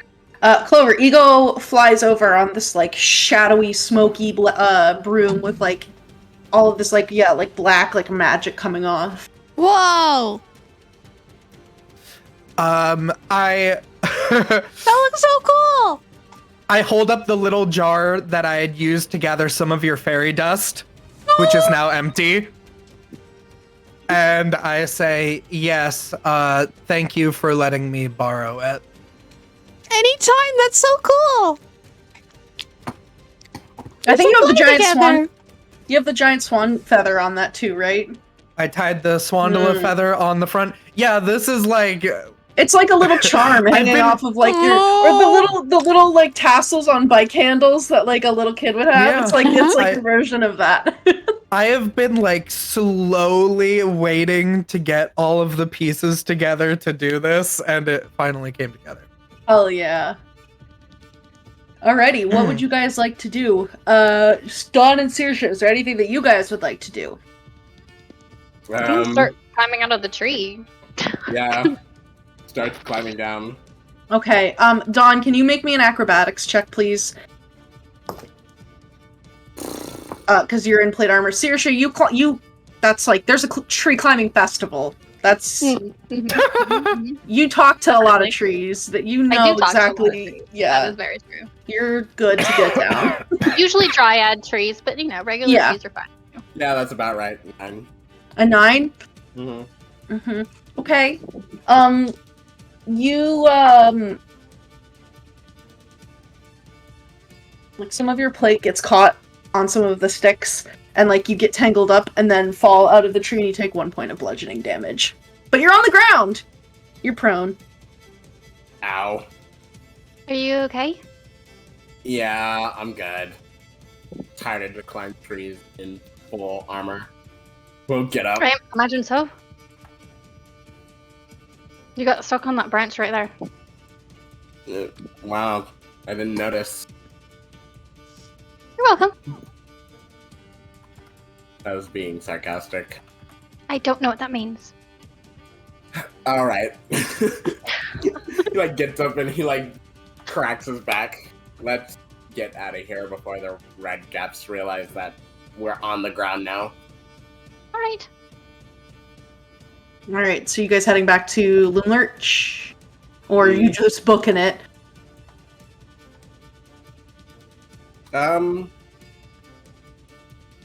Good question. I mean, is there anything else left to do here? Just find the kids, I guess. Like, reunite with everybody.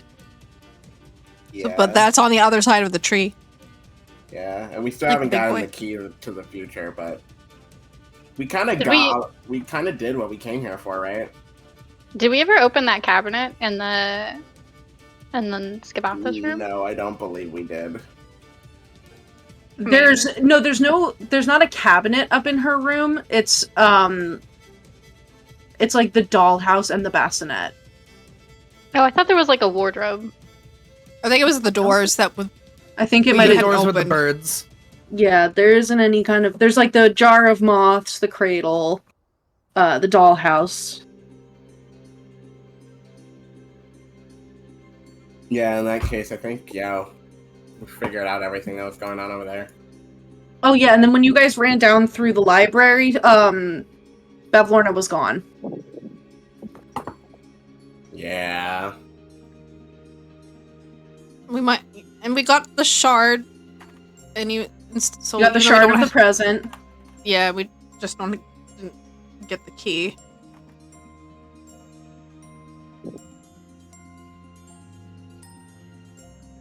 Okay. Inside or outside? Where are y'all going? Are you going to the forest to meet the kids, or are you going back in the I house? think we can go to the forest to meet the kids. I really don't think. I mean, I can't think of anything else that we need to do at Loomlurch. That's fair. But if there At is least- anything else, like At the very least, just get out of visual range of the red caps. yeah, We just don't have the key to the past. No key to the past. That's it is No, the yeah. key to the past. The key to the past we don't the have. key to the past. we just got the Yeah, shard but, of the you know, she's just not here, so we can try to get it from her if we think it is on her the next time we see her, but she's not here. She said bye-bye. So Yeah. I'll probably start heading off into the woods where the kids are. I will follow my future best friend on. Okay. If you two become best friends, that's going to be full crazy. circle. Full circle is what it will be. Yeah, that's gonna be mind-blowing. Can you show me, like, because there's multiple doors to the outside, can you show me which door you're taking to get outside? Like, to the forest where the kids are? Like, if you're going through, or are you just going, like, all the way down and around? God, I forgot that.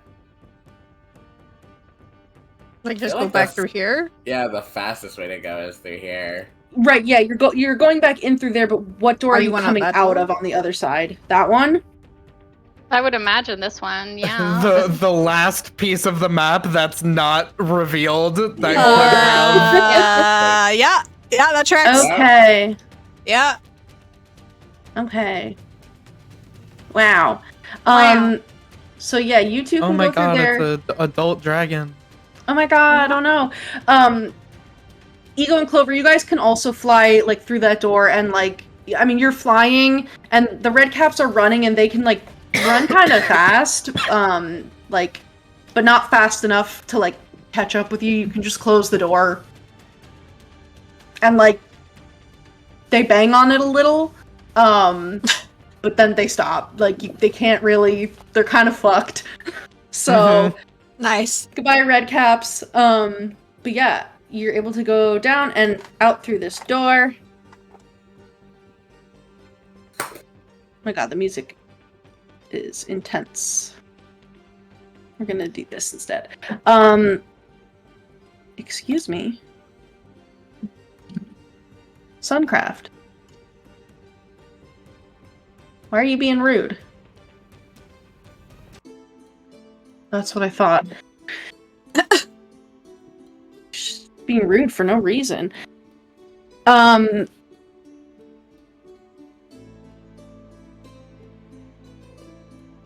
This door is locked. Actually. Oh. Yeah, that one's locked. Okay, get in. Okay, roll an athletics check. My athletics. Really nice. 21. 22, actually. Yeah, the door goes flying off. Legs. And then, That's those jumping satyr legs, yeah. Yeah, hell yeah. As you step out, creaking softly, a rocking horse moves back and forth outside near the door. Peeling paint covers its limbs and its rocker is thick with moss. A rictus grin is painted on its face. And then near a protruding root is a painted wooden box, 3 feet on a side. A crank protruding from one side of it, causing it to resemble an oversized jack-in-the-box. We should Not we should again. open the box. Should we see what's inside? The last time we did that, we had to fight a dragon. Okay, so should we see what's inside? There's nothing inside. Unless you crank it. Right.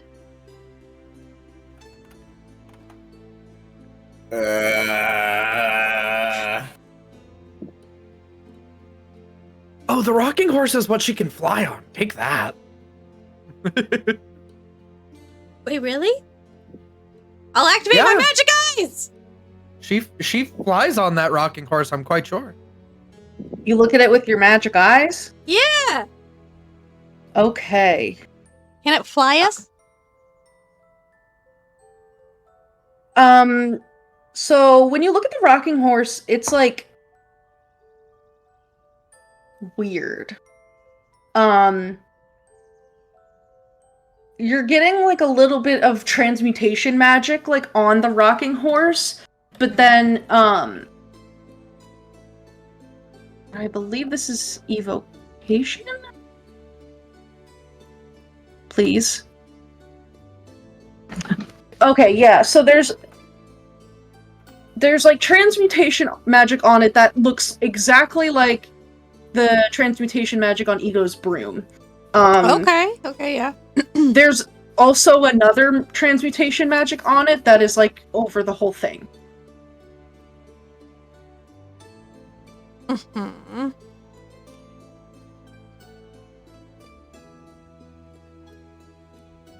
Is the box conjuration? The box is now inert. Oh. Oh.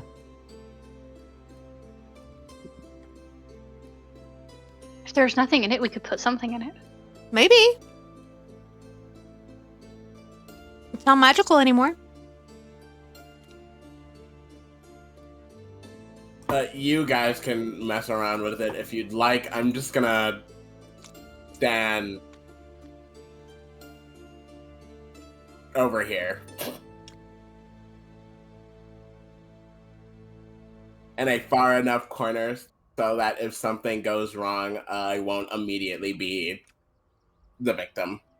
Yes, so speaking of who, how close are you guys getting to the rocking horse?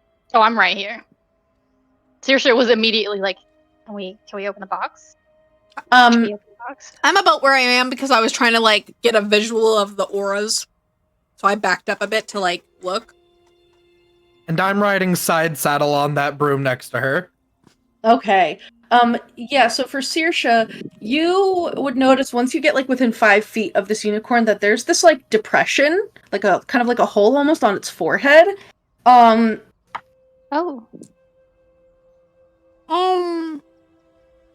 Does a 14 hit you? Hit me? Yes. Saoirse, pretty sure, yes. Yes. My AC is 12, yes. Okay. So when you like walk up close to the rocking horse, and you take a look at it, like you get within 5 feet of it, you see this like depression on its forehead, and then it like rocks back and like headbutts into you, and you take 4 points of bludgeoning damage. Ouch. Well, that was rude. I'll take a few steps back.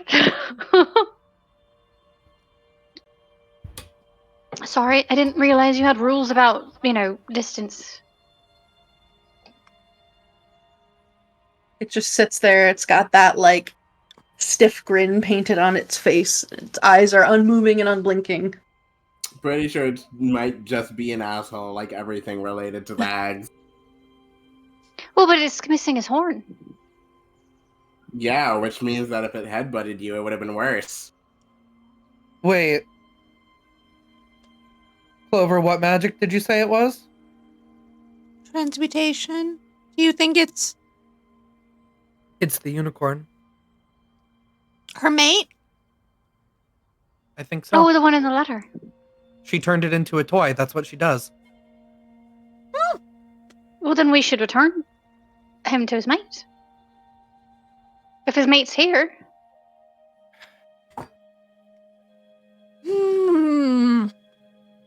But that Unicorns means are that very... that means that the horn that we're looking for isn't going to look like a real unicorn horn. Also, it's going to look like a toy horn. Do I remember I suppose seeing it anything depends on like when she that took when it I off. was looking at stuff up in her room? Like Oh, a wait, toy. Well, maybe not, because she There's- did say in the letter that she lost it, so... No, but the unicorn costume that they have back at the treehouse might actually be the real horn. Could be. Could be. We'd have to look at it, yeah. Depends on when she took it off, because she did take blood from the unicorn as well. And it couldn't have been a toy when she did that. Does it understand? If it, I want to fly down. I want to fly Okay. down and just be like, do you can understand me, right? The rocking horse sits there. Well, I have a feeling that you might be someone that we were looking for. We would like, if you are who I think you are, to return you to your mate.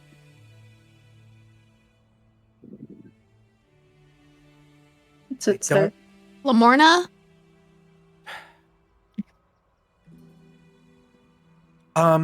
Saoirse, are you able to dispel spells?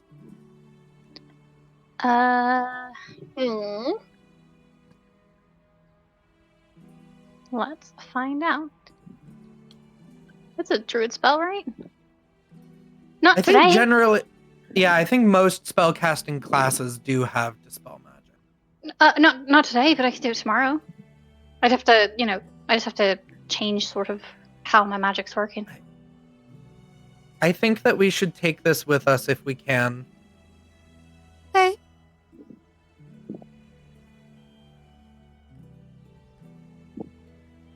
Gonna try to attack you if you get near it again. Maybe. You know what? You really shouldn't approach horses like head on. You should kind of sort of by the side. It's true. I'll go around to his side and try and like pat its back. Okay, yeah, you do so, and it's, you can feel some of, like, the paint that's kind of peely and, like, cracky on its moldering wooden, like, saddle and back, but it just sits there. Wait, you said she flies on it. Should we try and like, sit on it? Want to See give if it a we go? can get it to move that way. Give it a try. Okay, Okay. are you sitting on it? Yeah, I'm gonna sit on the unicorn. Okay. With the rocking horse. Okay, what are you doing? I think at first she's just like slides on, and then she's gonna try and do that like scoot, where you like rock backwards and then forward, and you try and like put your weight forward to scoot it forward. Yeah, so like you rock back and then you rock forward trying to like scoot it like with your butt. And the whole like rocking horse kind of shakes, and then it like keeps sliding forward and like up, and you are like hovering in the air. It's the best day of my life. You're kind of like Tokyo drifting, like slightly turning as you're just like slowly flying in another direction. Can I try and like how high up am I at this point, or is it just like 3 feet? You're just kind of like hovering over the ground right now. I'm gonna reach down and I'm gonna try and like grab Clover's like arm and try and pull her up like in front of me. Yeah, she weighs so that nothing. we can ride on the horse together. Yeah, her wings get in your face, but she's very light. She loves unicorns. I do. Oh, like, you gotta sit on the unicorn too, even though it's not a unicorn right now. Yeah, and you guys can fly around on it. I'm going to do that. I think Saoirse just immediately forgets that there is any direction for what we're supposed to be doing right now and just flies around on the unicorn. Does it just stay at like 3 feet above the ground and just like a hoverboard? No, if you try to fly it up, like you can fly it up, you can go down, like you can turn. Okay. We're doing that. It will also hover in the air. Like if you stop, it doesn't like fall to the ground. It hovers. Yeah, we're trying all of that. Saoirse is going absolutely wild. She's like, we're gonna shoot up really fast, and then we're gonna shoot down really fast. Oh my god! And we're gonna like turn around really fast. Okay, so Ego and Dawn, there's suddenly a roller coaster ride. Oh, Clover really tight to make sure she doesn't fall. Clover's like, okay, let's go find the kids, and Saoirse's just like, roller coaster tycoon, let's go. Yeah, she wants to have. She's having fun. I think they're distracted. What would you like to do, Dawn and Ego, as they are riding around? Just watch. Yep. I mean, now Dawn is the only person Dawn and Aurum are the only people that aren't flying. But I do kind of just lower myself down on the broom next to Dawn. But I do it because normally Dawn is taller than me. I make it so that I'm actually head level so that I can put my head on his shoulder because I'm tired. How whimsical. Yippee. Can we go now?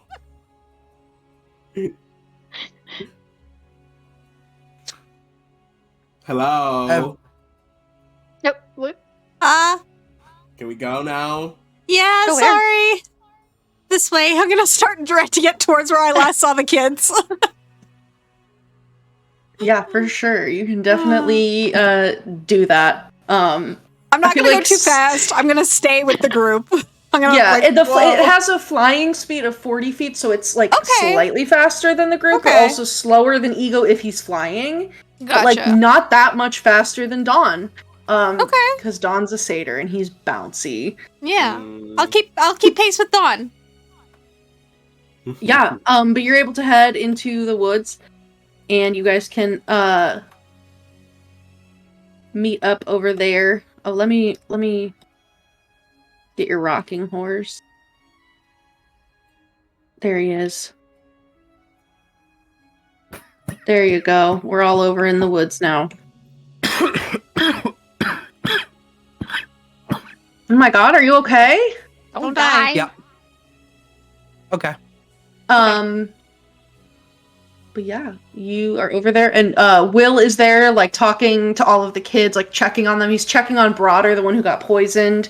But he, like, all of the kids are there. Star is, like, running around, chasing Aurum, and then the kids are chasing Star, and then, like, all of them will tackle Aurum and, like, start, like, play fighting with him. And they definitely, he's not the kind of person that teaches them where the line is between play and actual fighting, because he just lets them beat on him. They gotta learn somehow. Yeah, but you guys can head on over there, and you have all of the kids that you were told about here in this group. and like Will sees all of you coming, and he'll say, "All right, everyone, we're gonna leave here in like, I don't know, maybe like 5 minutes. So all of you should just get your things, get ready. If can they go back in the house, guys? If they need to get their stuff, If you they take don't really have Aurum a lot of with stuff. if you take Aurum with you, that should be fine. The hags All are right. gone for the moment. Yeah, kids, everyone go. If you got any stuff in the house, go get it now. You got 5 minutes. You gotta come back out here. I know none of you have all that much stuff. I mean, how long were you all there for?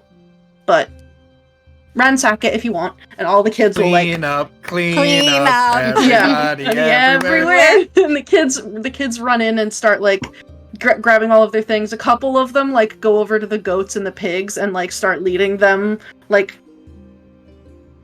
they want to bring them with them. But then after that it'll just be you guys and Will, and he crosses his arms and he like looks at all of you.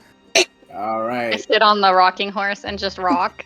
Yeah, and you can hover in place and rock on it. Yeah, Like in the air or on the ground. I'm definitely like just above the ground because that's more fun, but like Yeah, still well, rocking. so the interesting thing is that you can like hover in place and rock. You can rock on the ground, but if you want to rock and also move forward, it has to be hovering like in the air. It does not move when it's on the ground. Nice. So yeah, Will kind of like looks over the whole group of you. I think he would say, all right, so truth is, I am Will of the Feywild, and I am an 11-year-old boy now in almost every way. Thing is, used to work for Granny Nightshade, used to kidnap kids for her. Also didn't look like this. Do y'all know what an Oni is? Nope. Oh my Yes. fucking god. So they're sort of like, these, like, giant guys, and I was really mean, and I would kidnap all of these kids, and I bring them to Granny, but then, I'm not sure which sister it was. Maybe it was End? I don't remember, but one of them put a curse on me, and it kind of just like, I don't know, it changed me. Like, I don't want to hurt people anymore. I want to help.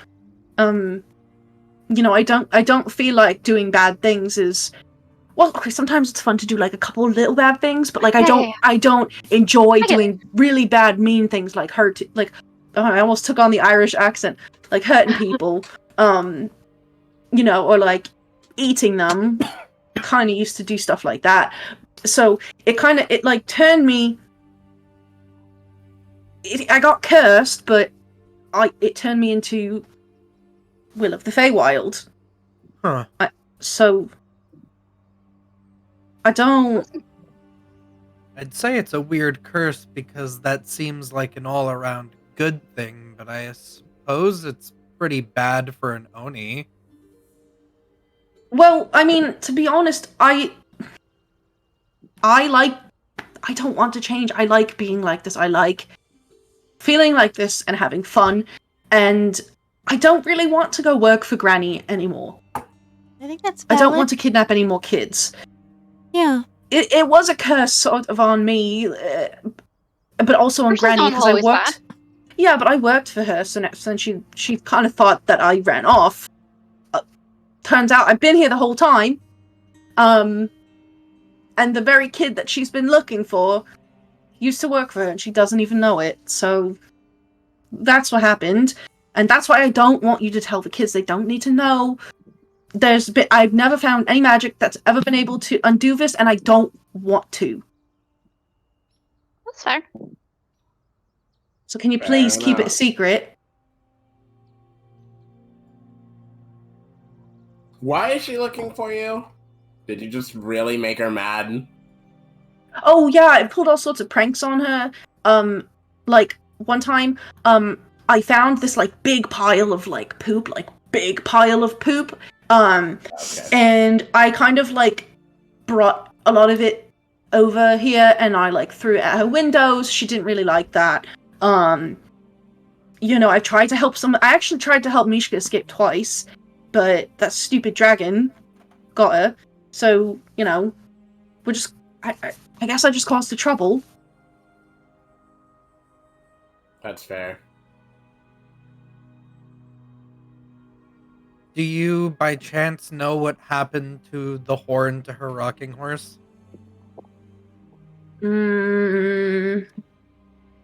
Let's see.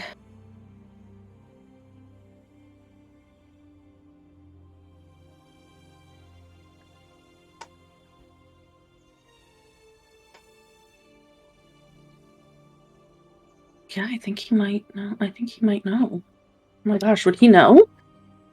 Let me see. This is a very particular, like, question. Yeah, and the whole module is set up a little weird. It is set up a little weird, yeah. Trying to find where the information you're looking for. Yeah, where you would find Right. the information. Yeah. Yeah. Okay, let me see.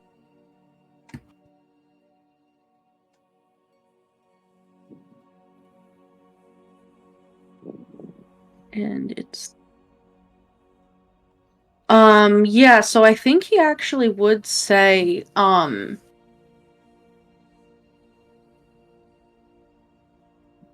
the well, the rocking horse, it used to be like a unicorn, but Granny kind of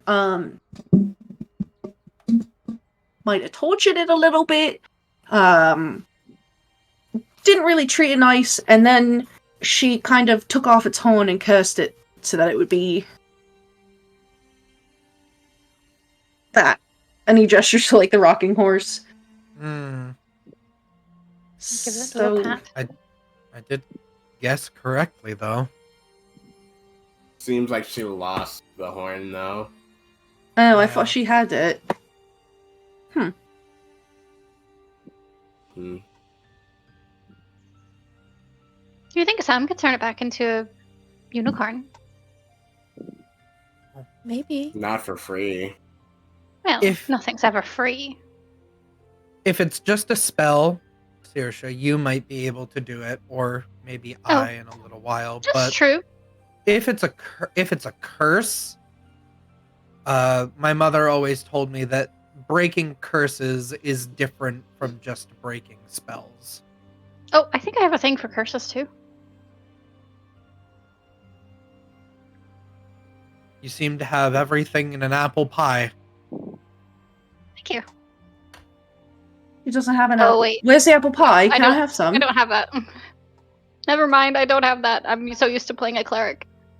I needed to think of something else that wasn't everything in a kitchen sink, because I don't think that kitchen. Well, I guess kitchens still have sinks. I don't have an apple pie, but I do have some magic beans if you want one. What? I don't have an apple pie, but I do have some magic beans if you want What- one. Yes, what do they do? It's not going to make me go back, is it? No, they just taste good. The cursing, Saoirse. What? Do you have something to break curses? I don't. I thought I did, but I don't. Oh. I'll hand him one of the little good berry magic beans. He shoves it in his mouth and eats it. That's really good. You can try the dispelling one. We can also see if taking him, because if he is a unicorn, even if he's transformed, he can definitely get past the barrier. What berry? There's a barrier around the lake where his mate is, but the Lamorna. barrier where Lamorna is, but the barrier keeps out anyone that isn't a unicorn. Oh. Okay. So, I can also summon a unicorn. as I think you've told me a couple times. But It's very fun to do. but Lamorna, the natural healing properties of a pure blood unicorn. I don't know about your spirit unicorn. Seemed very nice. Could probably break a curse. And they would like to, because they're mates. And I don't think that they can do mately things while one is a rocking horse. Probably not. It's very specific. I don't really want to think about that. And unicorns mate for life, so. I just like to imagine the eyes that like. Saoirse is completely not phased at all. She's probably seen similar things at a fertility festival at some point. Yeah, you've seen unicorns do it. You've seen that. Yeah, or someone who's really drunk try to do a table. Sure. Yeah. Oh yeah. People do weird things. Can't let a satyr be around a suit of armor. You never know what'll happen at the Yeah. fertility festivals. Yup. Yeah. So what are you guys doing? You got Will. You got kids. They'll come back out after about 5 minutes. I think Can we we go take- back to the treehouse and have a long rest. Yeah. You don't want to go to the lake? It's not Well, the here. kid. We should escort the kids back to the treehouse anyway, and then Should we the call rest Sam? might. That is not my prerogative, and it is not within my ability. But Sam does like to tiptoe around dreams, so Arrest might have him come to us. That's true.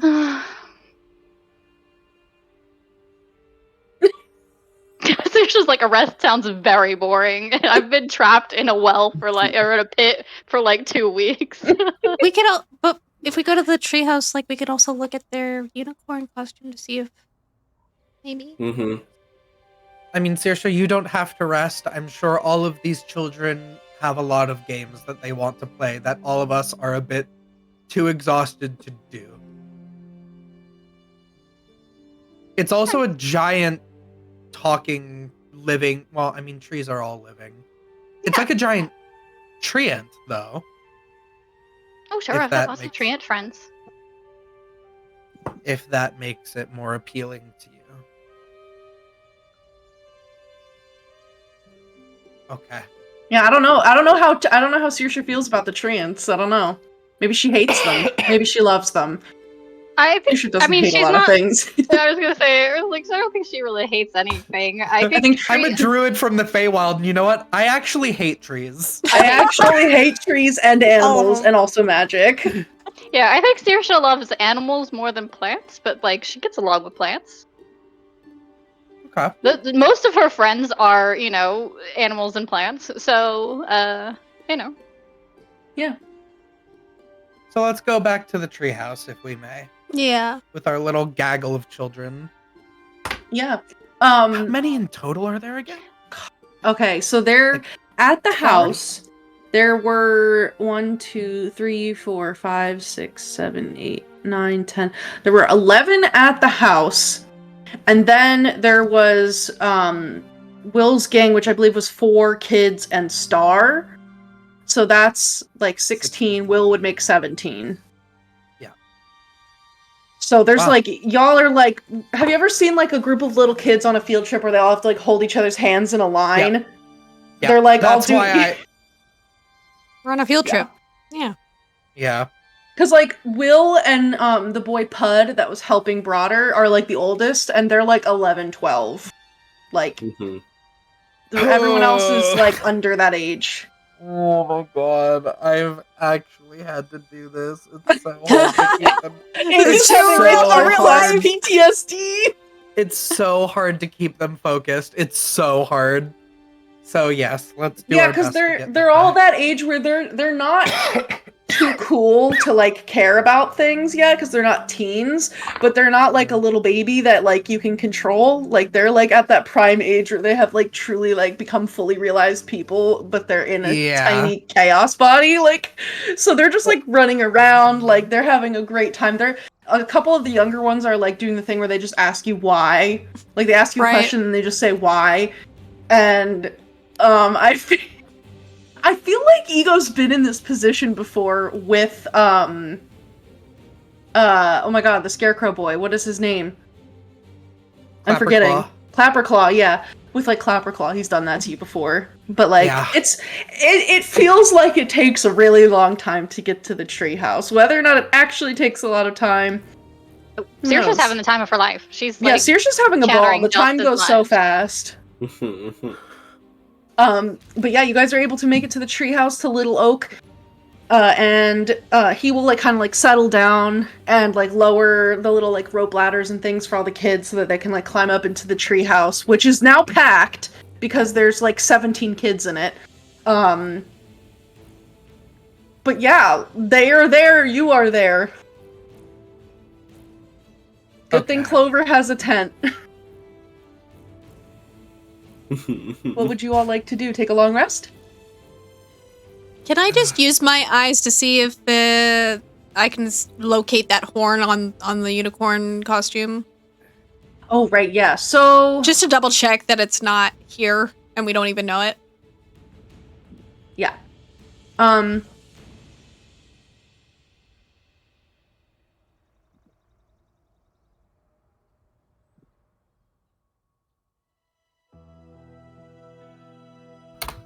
Yeah, so, you go check their horse costume, and you're not getting any sort of, like, magical read on it.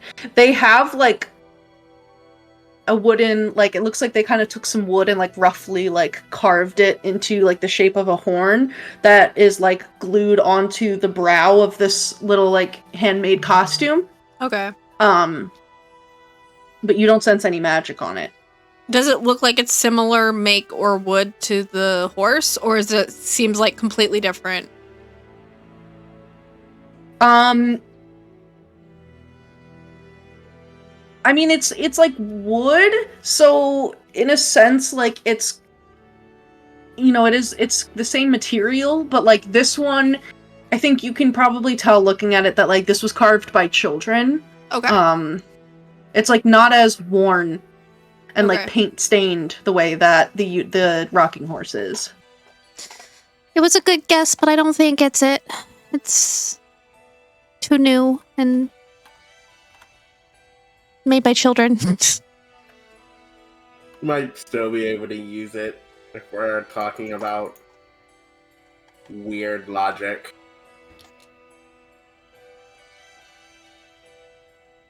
Yeah. Well, we definitely have the real thing, though. Just, it is a toy.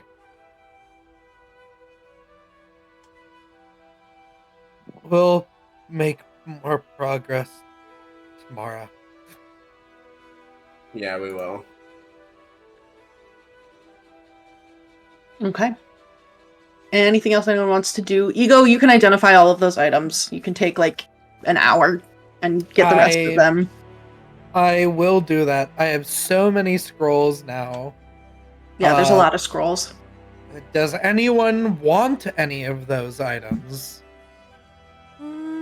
They're not super big. The most practical one is the Dust of Corrosion.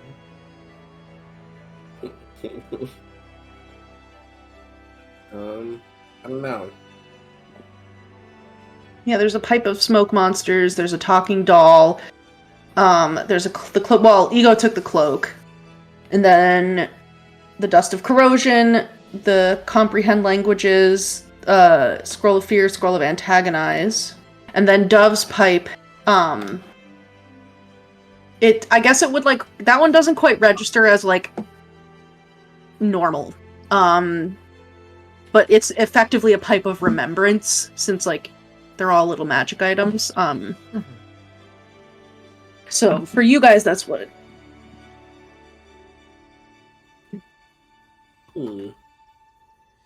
I don't necessarily want any of these.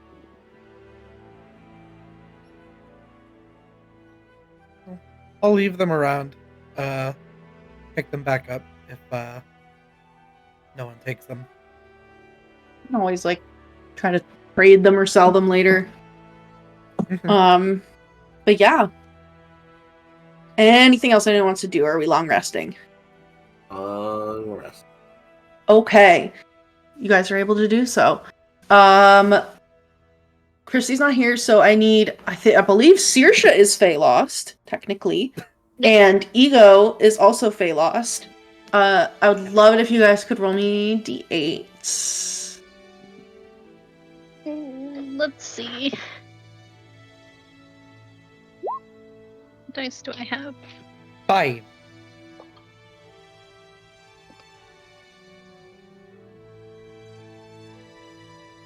I guess these will work. 3. Okay. How's Ego feeling right now? Good. I think that we've made a lot of good progress. We saved those kids. We got 2 more lost items, and I learned about Baba Yaga. Yeah, you're feeling like industrious and just good. Okay. Successful. Yeah. So the group of you falls asleep as per usual. Ego. I don't sleep. I trance. You trance. Yeah. You awaken and you find yourself in what looks to be like a very large like tower, like a wooden tower. There's like a staircase that's going all the way up. There's like a little fireplace at one end, and there's this like little hole, this little opening through which like kind of golden twilight light is pouring through, like that kind of sunset light. But there's like a little rug, there's all kinds of little books, there's chairs, and it seems like the spiral staircase goes like way up high. Ooh. A little bit of a look around in this room that I wake up in. Can I tell from maybe like the kinds of books and stuff? Can I ascertain what kind of person lives here? Yeah, when you take a look at the books, you would see that like there's a lot of like stories and like joke books, and like prank books. There are also books about like how to make a saddle out of a mushroom, how to talk to animals, to befriend them. There's like books about how to mess with mortals and like different escapades that the author has been on. Definitely very Fey. Somebody who is a little bit of a goofball. God's silliest goose, if you will. All right, interesting. I think Ego is much more like down to investigate and such, because of the good mood. So I'm gonna go up the tower. Yeah, you can totally go up the tower. When you get up to the like next floor, you're in this room and the staircase keeps going. But this one has like 8 little beds. And there's like another like little hole out of the side of the wall of this tower with more light pouring in.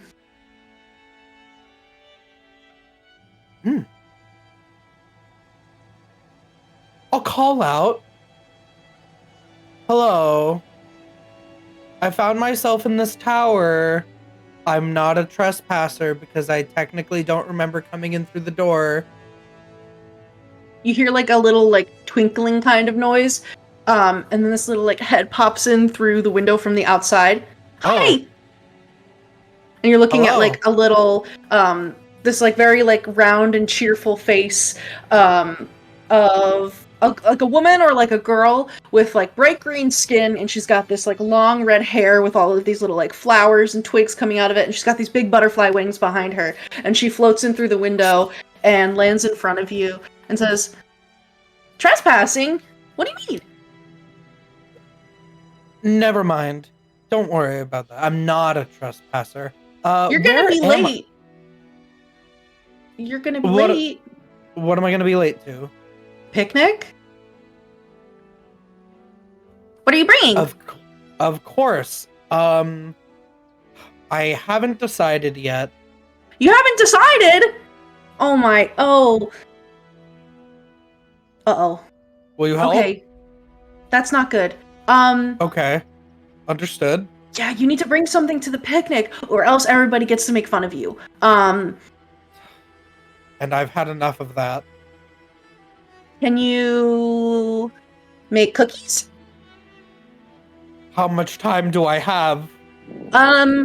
Like enough time to maybe make the cookies and fly there, but not enough time to make the cookies.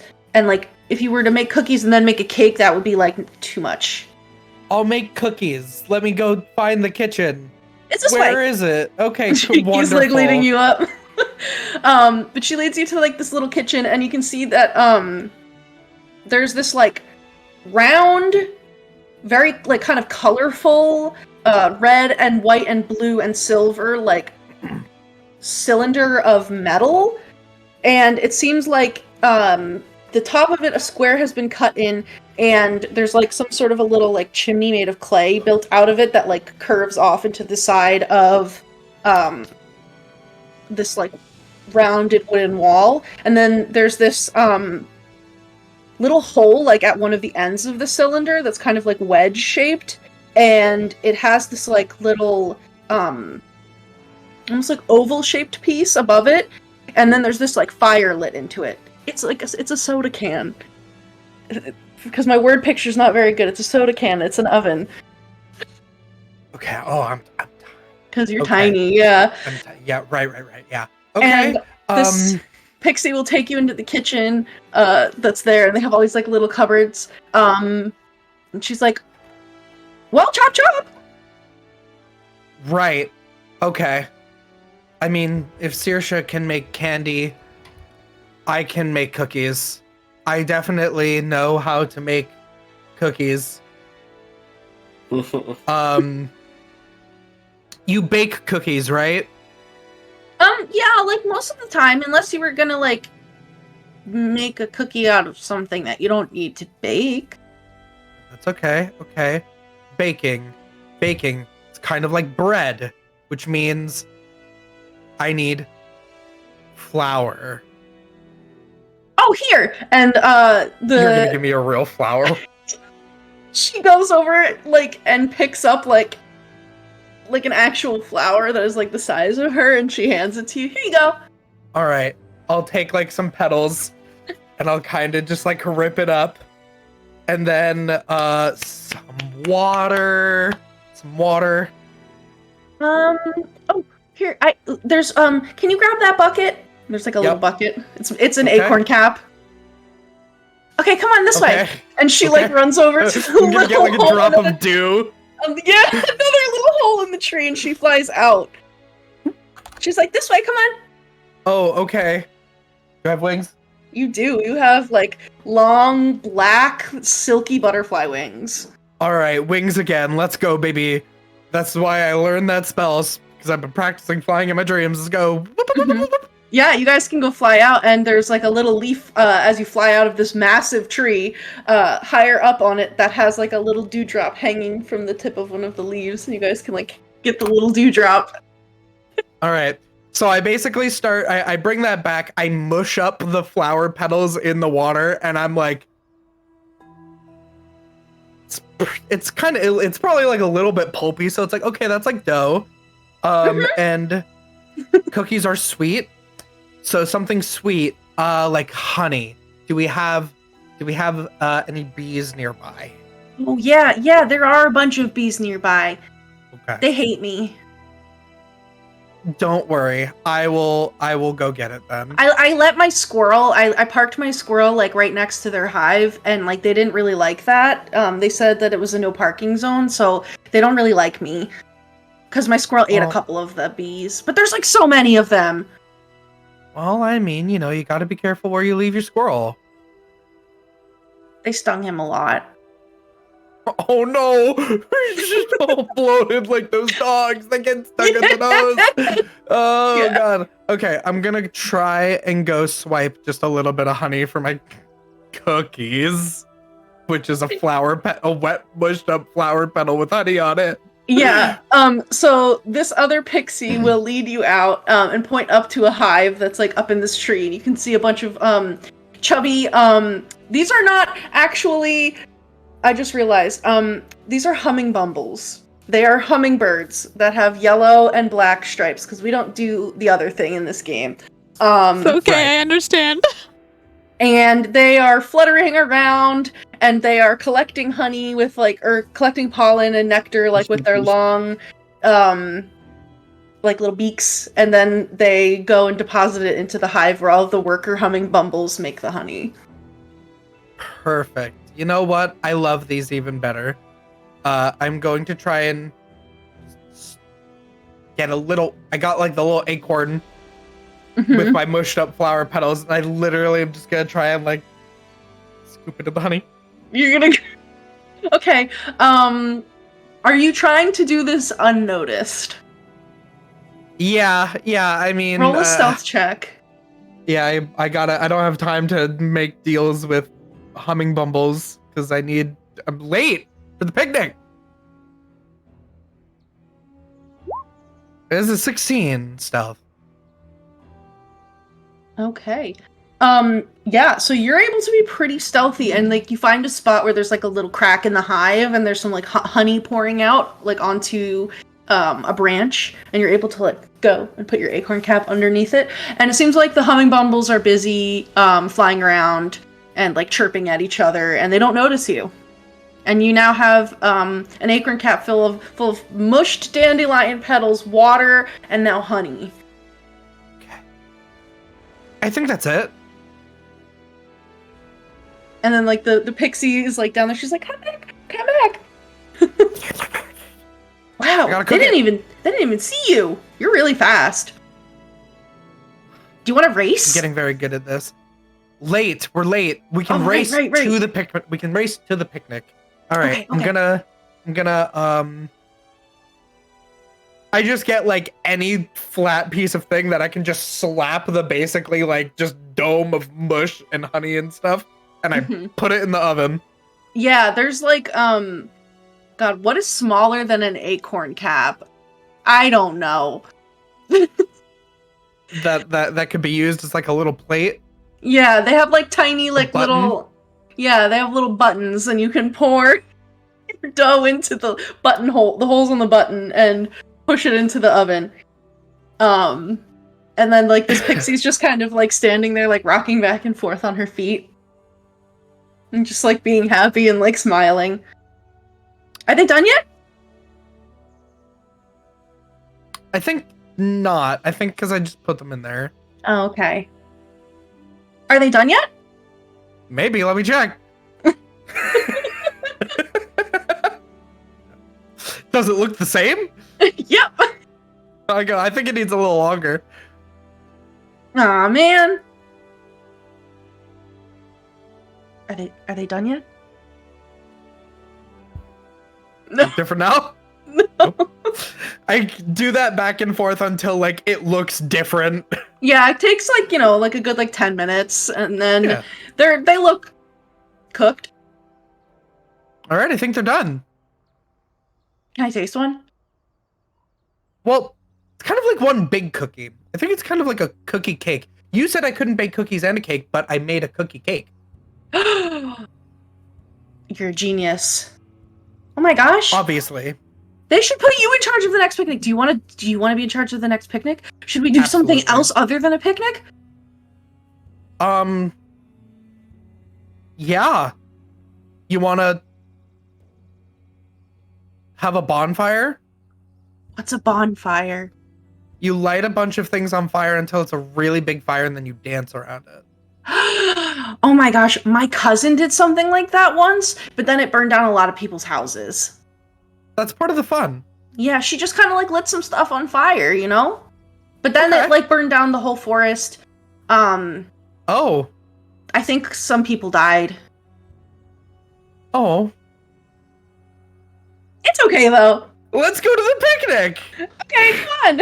And this pixie will like fly you over it, like through the forest, to like a little fallen log, and on top of the fallen log there's like the very classic red and white checkered gingham blanket, like a really big one, and there's like around like 8 pixies that are here, and they're all like eating, and they have like a little picnic basket woven out of little leaves and petals, and they have tiny cakes and little tiny glasses for like drinks, and they're all just having a good time hanging out. And then you and this other pixie land at the picnic, and the pixie that came with you is like, "Hi everyone, sorry we're late. We had to, bring the last thing for the picnic, but it's here, and it's a cake, and it's also a cookie, and it's, well, I mean, what do you want to tell everyone about it?"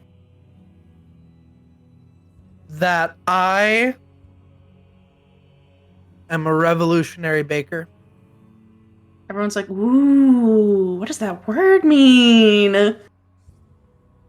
It means that whoever was the best baker, I overthrew them. Patricia! And they like all look back to this one fairy who like, she has like a little white chef's hat on and like a cute little apron that says like Kiss the Cook, and like a little frilly pink dress that's made out of like Canterbury Bell like blossoms and stuff like that. And you say that and she's like, "Better than me." Right. That's right, Patricia. And that's right, Patricia Patty Cakes. You know what? What's 7 + 1? 7 and 1. But what's the number that comes after 7? 8? You're damn right I did. And I slide the cookie pie down all of the pixies. That's all the pixies start like freaking out. That's insane. Oh my god. Okay, wow. I thought it was gonna be 7, 8, 9 for a second. I was like, I don't know how this works.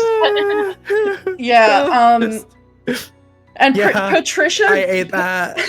Patricia's like, she just turns like bright pink, and she just gets like really embarrassed and like flies away for a little bit, and everyone's like, "Don't worry, we didn't even really like Patricia. She was like such a bragger all the time about how amazing all of her baking was.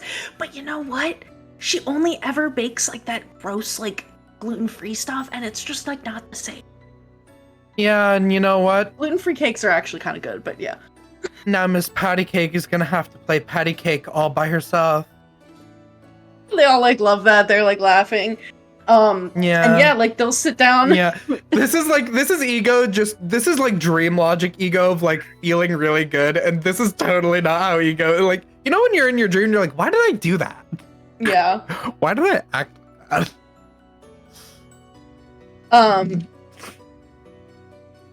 But yeah, so the pixies will all sit down. Roll me a d20 plus. Oh boy. Let's just make this like a performance check. I'm proficient in that. I would love to, and maybe I'll add a d6 to it, unless Dawn is keeping it for something. I'm not. Let's hit it with that. That's bad. So we're gonna add the d6. That's also bad. With my +4 and a d6, that is a total of 11. Okay, yeah. Everybody It like is a mushed up flour with honey on it. So. Everybody like takes a piece of your cake, and it's like it's solid. It's like what anybody using one of those Betty Crocker box mixes could make. Hell and be like successful.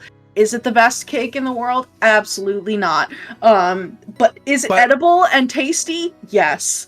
I'll tell them, I'll say, it's not the best cake in the world because it's not a cake. It's a cookie cake, which you've never had. So therefore, it's it is officially it's the best one. And they all start like dancing and like eating cake. And basically these pixies will just have this picnic with you, and they like gossip about like all of the other pixies because they're like, oh well, we're like from like, you know, the Oak Branch clan of pixies, and like we're so much better than the Moss Rock clan. Like they're so annoying, and like don't even get me started on the sprouts from Thornwood Hill, or the sprites from Thornwood Hill. They're like so boring, and they're just like talking to you and like gossiping with you, and you just have like a really great picnic, and you have a great time, and then everybody eventually heads back to the tree. They make up like a bed for you, and like they all like line up like in their little beds with like their little, they do like the ultimate hunk shoe outfit of like the little sleeping cap and like a little sleeping gown, and they all like get into bed and they get all cozy, and you have a great evening as a pixie, and there's no harbinger of sorrow. Your mother is not there, and it's a good time, I think. It sounds like Ego has a solid time. I do. And then Yes. Ego's gonna wake up and be like, maybe Don's right, maybe there's too much whimsy. And then, Kristy, if you could roll me a d8, and like you can just put it in the in-game chat or something, if you want, or just like tell me. It's whatever. And then, let's see. Okay. Saoirse, you go into your trance, and I think so. You're in your like springtime form right now, right? Yeah. Okay. I think in your trance, like what does it look like when you're doing that? Like, is it very classic, like you're just sitting in? I think because it's a Saoirse, we go into the like Sleeping Beauty, like laying down with like her hands like this and kind of looks like she's dead kind of vibes. Probably stops breathing, like full. Yeah. Yeah, for sure. You go into your trance, and then eventually you hear the chirping of birds. You feel a gentle western wind blow across your skin, and you smell hyacinths and tulips and daisies and like crocuses, all of the flowers that the scent of which signifies to you that you are in Spring Court territory once again.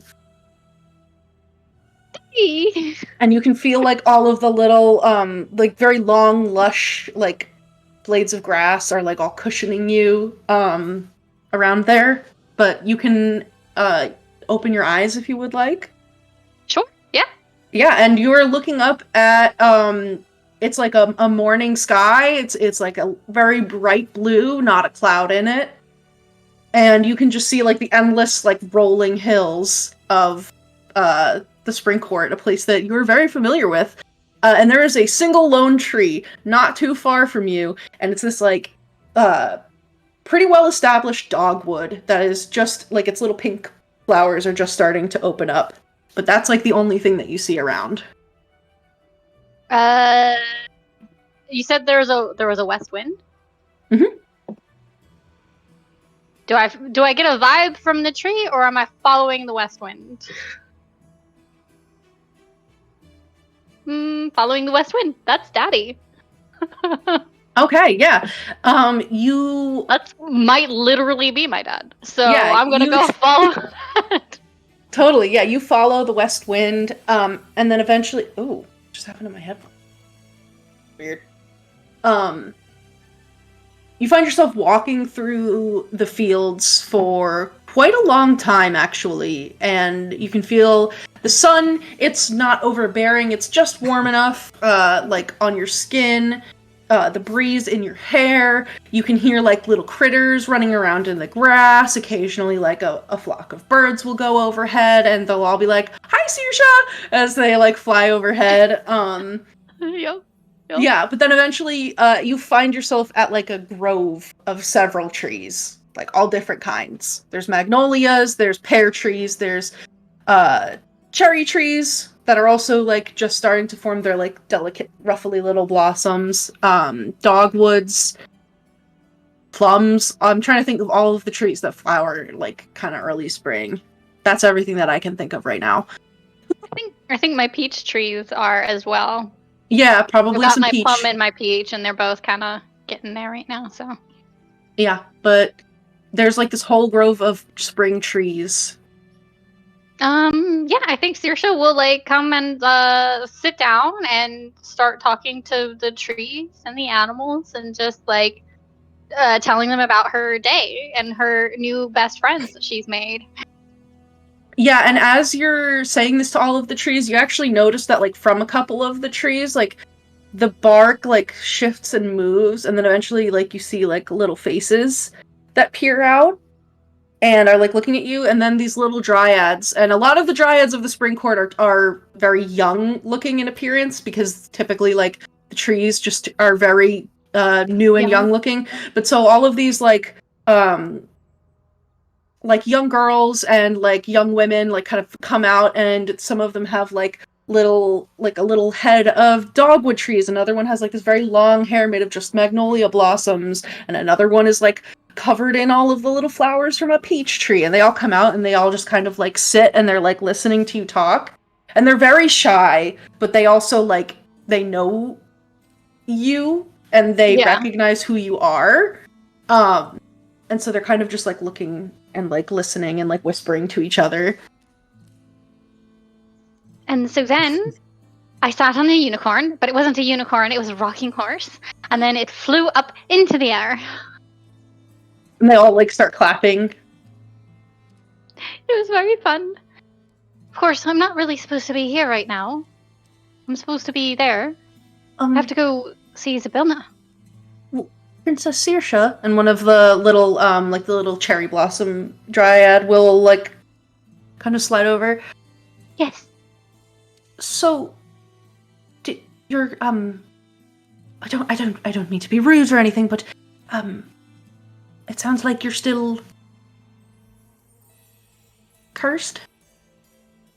And they all kind of like step back a little bit when she says that. Yes, I'm still cursed. But my friends are going to help me find Zybilna, and Zybilna is, of course, Zybilna. She's, fairy godmother, and she's going to lift the curse. Well, help me find my true love, of course.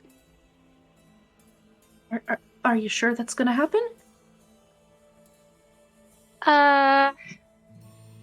Well, yeah. Yeah. I mean, of course. Why wouldn't it happen? Well, I mean, the Vernal Mistress is just like a little. She's just. I don't know if I should say. But you're here and she's not. She's just not. She doesn't know if it's going to be possible. Ever since you left, she's kind of been in like a bit of a state. And like your father's not super happy either. Oh. Yeah, I think Saoirse starts to, like, her color starts to fade. And the sort of green turns into, like, a very pale kind of white.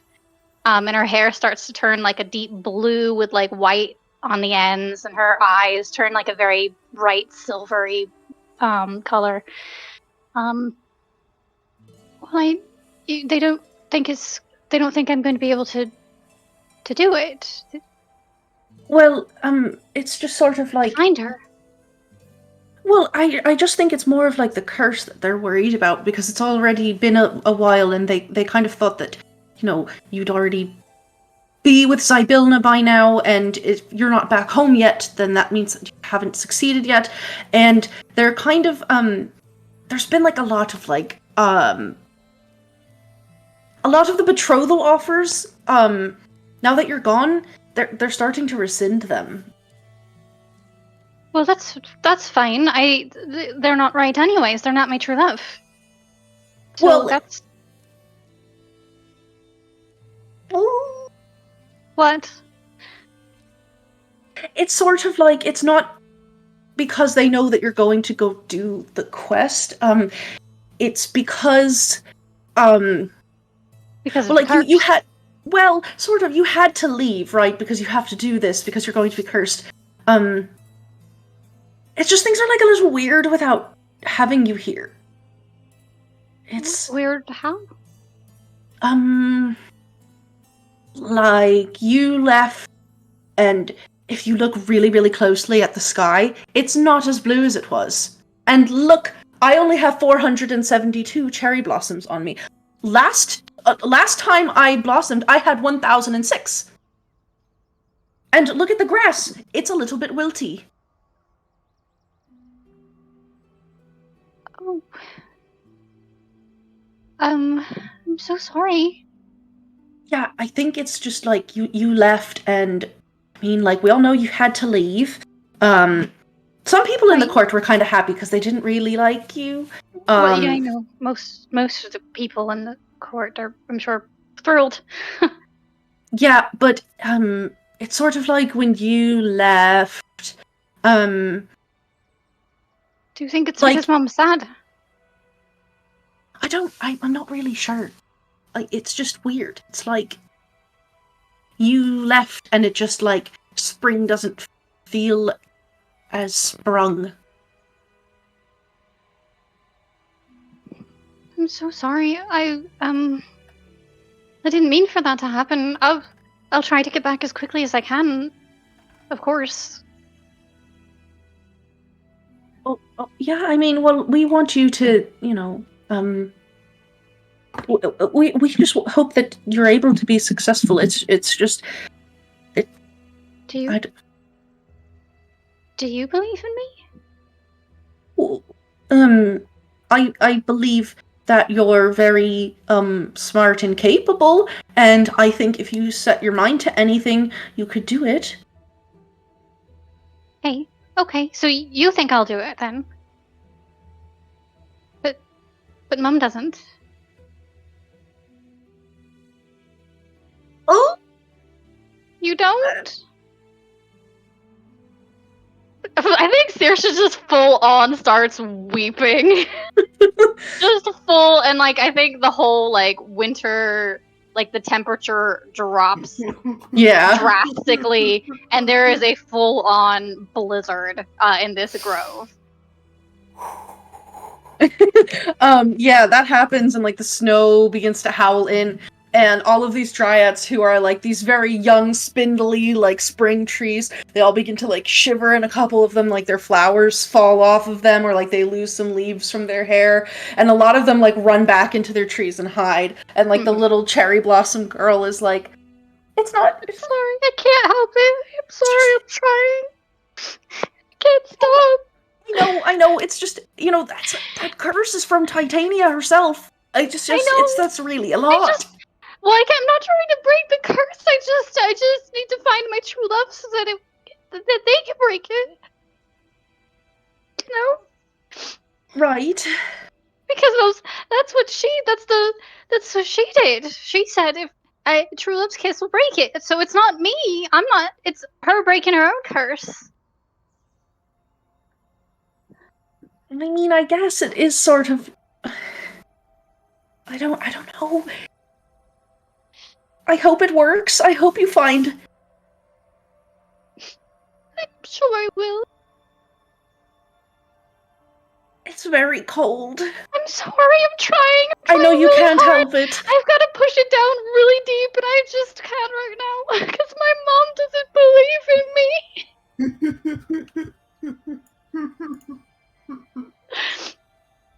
And she's never not believed in me before. She always believed I could do anything. And Daddy too. Well, I mean, they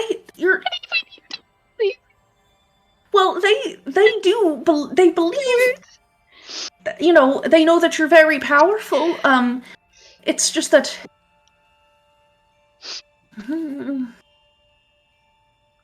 You're sort of like the scion of the court, and you're supposed to be next, and, Still next. Ooh. What do you mean? What's that about? I don't know anything. I have to go. No, you have to tell me. No. No, you have to tell me. And she like immediately shifts into summer. And it's like hot, and then The dryads.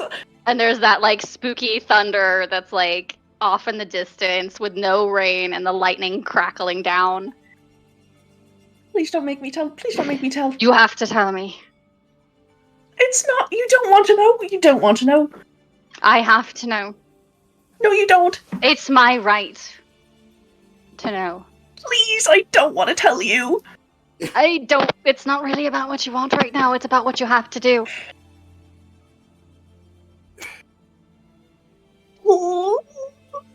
Alright, so since you're cursed and you left and all the power is leaving the spring court, your parents have decided to try to have another child to replace you, so that if you get cursed and you fall, that there's another scion that can take over the court, and, it's... It's just taking a lot. It's... You weren't here the first time because you were being born, but, like, it's not... It doesn't just... Like, I don't know if you've ever seen what mortals do, but, like... Ugh! It's not like that. I've definitely seen what mortals do. Yeah, but like when a mortal makes another mortal, it's really gross and like fleshy. And obviously, you know, not quite the same, but like for you, it takes a lot. It takes a lot of energy for them to like make another entree, and they're just I think I don't know. They're not sure. They're worried that you're going to fall into an eternal slumber. But if they have... She's shifted back into her winter form at this point. The summer didn't last very long. There isn't a child yet. Okay. You know, it's actually I very haven't even been gone for very long. Well, it feels like you've been gone for a long time. I've only been gone for a day. A couple of weeks. I mean, I just kind of think, you know, your parents, like, your mother, she's kind of like, she is motherhood, and it's very strange that she only ever had one child. And I think, I don't know, that's just what I heard. Well, it doesn't matter if she has another child, because I'm still the oldest. But if you're... I won't be. You don't have to worry. Are you sure? Her color is like slowly starting to come back. Of course. Well, on the bright side, I'll you have be back time. soon. It takes a long time. It takes a while. They've only Right, just and they won't started be talking ready or about anything. this. Yeah, no, you have plenty of time. I just sort of. I'm glad that you. with you.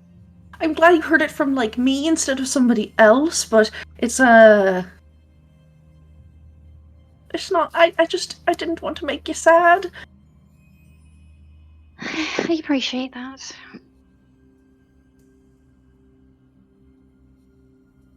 It's Do very you- disappointing.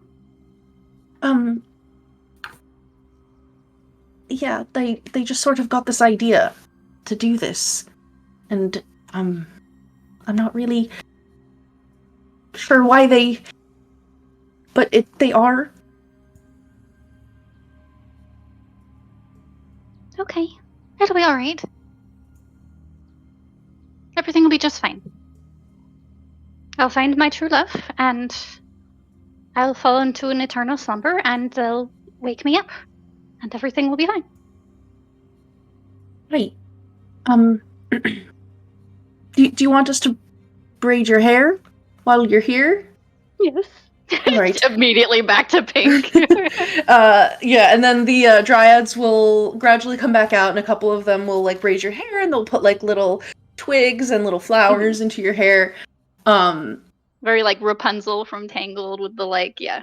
Yeah, and like, you know, they all have their hands are like wood, so it's like a very nice, satisfying scratch like on your scalp when they're there like playing with your hair, and I think eventually it kind of lulls you back into like a trance, like a very trance-like state, and then you are back into your little mental exercises of everything. Although that did actually happen, because in a trance it's real. It's not like a dream. Although, I mean, dreams could be real. So I you know, guess don't know. the tent got very, very cold for a little while. Yeah. And then very hot, and then very cold again. Mm-hmm. It was all over the place. Oh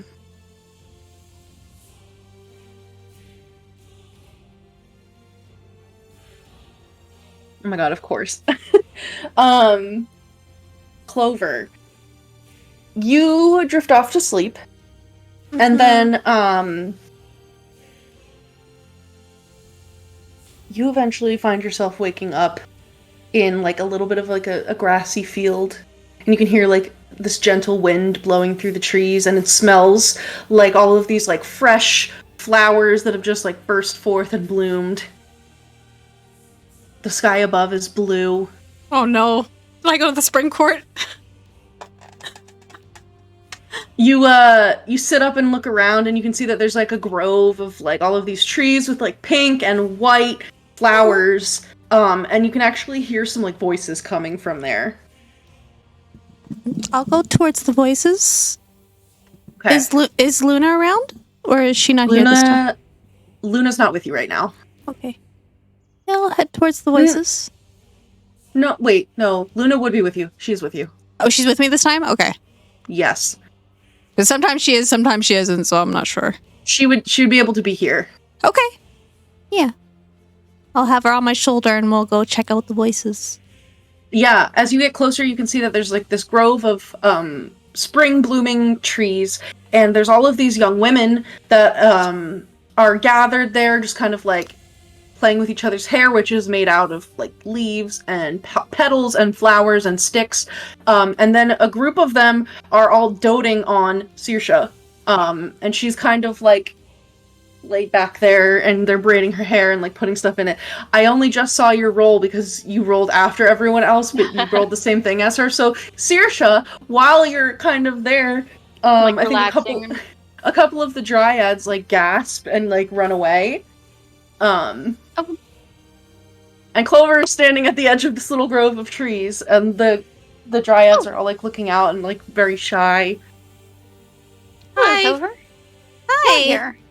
I'm here. You're here. Oh, I live here. This is the spring court? Yes. These are my friends. Oh, hi. I'm Clover. It's all right. Hi. She's very Hi. nice. Hi. This is Luna. I told you about her. This is Clover. She's with the unicorns. Oh, can we see them? I'd like to see. Can yeah. you show? Yeah, I'll see if I have them in my pocket in my dream, but I'll try. Yeah, you do. They're there. Okay, I'll hand them over. Ooh, and they, like, look at them, and I they're think all like, here in the spring court they do like a little like rainbow kind of crystal thing where they like shimmer Ooh. with like rainbow colors. Oh, they didn't do that before. I'm not really at my full power in Prismere. Oh. Are you really powerful here? Yes. It's too bad we couldn't the get the third hags most here. powerful creature here. Yes. Wow. My mother's the first, and my father's the second, and then I'm number 3. That's really cool. Mm-hmm. Too bad we couldn't deal with the hags here. I mean, if we could get them here. Yeah. I don't know that my mother would like that very much, though. Oh, yeah. I guess it could endanger others. yeah, it's not really good. Sorry to have hags. Hags don't really like the courts, No. at all. Hags don't like a lot of things. Yeah, they're kind of, they're kind of gross. They're mean and They're they're mean. gross. Yeah. Very Yeah. mean. But not all of them, though. You're like Well, Ego's very nice. Ego's special. Like really special. And pretty. Very pretty, yeah. Do you want us to braid your hair too? Are you? Did you want your hair braided? We're very We're- good at it. You wouldn't mind? No, we love doing that. I've That's- had braids in so we- long. Yeah, I mean, like, most days we end up braiding each other's hair. We might frolic a little bit. We might sing with the birds. Or plant some seeds. But, yeah, we'd love to braid your hair. Yeah, I'll sit down in front of Saoirse and be like, it's been so long since someone's braided my hair. We can make her Mom. hair like longer too, so that it's like nice long braids. Aw. Yeah. Her hair's they pretty will- long. Yeah, they'll braid your hair and they'll put a bunch of flowers in it. For you. Well, you two look lovely. You know, I just have to say, what did you say your name was again? Clover. Clover. Right. You would fit in quite well here at the spring court. Like, the look is lovely. You know, I think some of the swans would really, you just like kind of look like in the evening, like when the sky is kind of turning like a little bit pink and purple, like it kind of looks like that, and the swans really love that. And I feel like the brownies would like you too. Brownies. Brownies. They're just like little. Okay. They're just brownies. You've never met a brownie? I don't think so. Oh well, they're very helpful. But they don't really like to be seen. They're very shy. But they like to fix things. But you have to leave them something to do, because if you don't, then they get bored. They get bored, and then they'll get like a little upset, and then they'll, like, if you're knitting a project, they'll tangle your yarn. Oh. Or they'll like spoil the milk. Oh. They like to be busy, so Okay. yeah, if you've ever been in like a house and you know, it's just sort of things get done, that's the brownies. Oh, that's so kind of them. But then if you find little misfortunes around the house, that's also it might also be the brownies. It could also be a boggle. It could also be My bad luck. it could be bad luck. It could be Some of the sprites. so it could be a Sprites can sprite. Or a puka. Oh. It could be a puka. It could be a pixie. Oh. They tend to be very mischievous. It could be a mouse. That's very mean. You know, I have known a few awakened weasels that have been known to cause a lot of chaos Oh boy. for people. Gosh, it could really be like anything. Could any kind of fae could do that? True. It's true. But not yeah. my best friend. He doesn't usually cause trouble. Well, I mean, sometimes, but it's not his fault. No, well, Philip's my, like, animal friend, but, like, Oh. no, love. Oh, right. And all of the little dryads begin like giggling and like. Yeah. Wait, is he cute? Yeah. Oh. All the dryads are like. He's Oh. the most attractive individual in existence. Wow, that's a high bar. Well, he's love. Guess that makes sense. No, like, literally, he is Yeah, it would make sense. physical embodiment of love. So, It would make sense that he would be the most attractive then. I mean, I don't see him like that, but everyone else does. How long's he been your best friend? A really, really long time. Oh, okay. Is it rude to ask that? Because that's... No, Okay.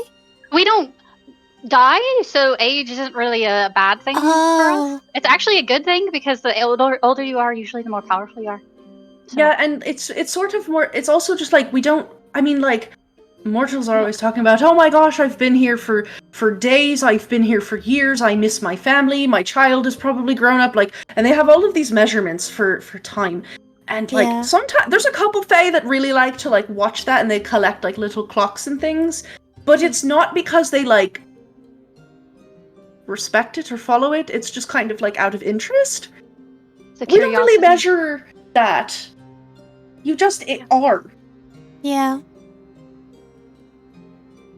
But it wasn't like from the beginning of me. It was a little later than the beginning of me. But Okay. it's been most of me, I think. How did you guys meet? That seems like, How does that? or just powerful people, no powerful people? I know that is Well, a thing in cities sometimes. Well, here in our Spring Court, we have a lot of fertility festivals and a lot of Oh.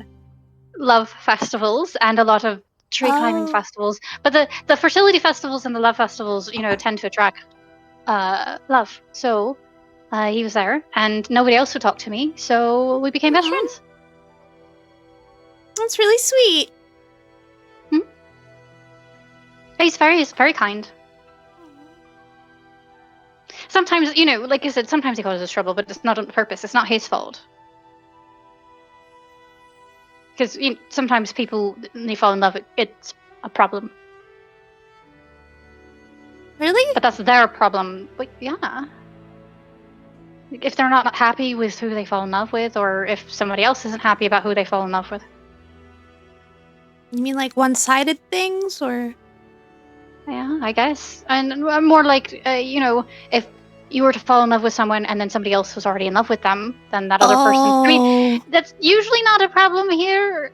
There's a lot of sort of openness here, but some creatures are more kind of mates for individual life, about it. yeah. Like the unicorns. Yeah, that makes sense. I didn't even think about that.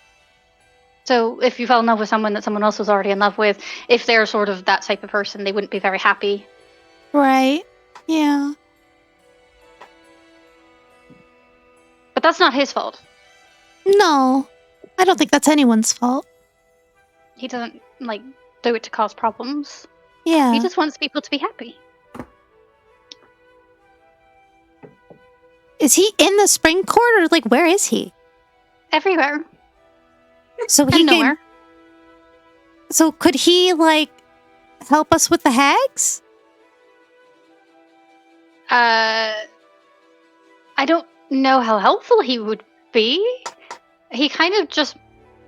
he's just love. So, I don't know if... he doesn't fight things, or he doesn't make deals with people, or... Could he help his sisters love Zybilna? Like a sister? Yeah. The hags love... You said he's love, but it doesn't have to be always romantic love, right? There's familial love, there's platonic love. Yes, of course. Yeah, he's all the kinds of love. Yes. Could he maybe give their sisters a taste of that love for their sister?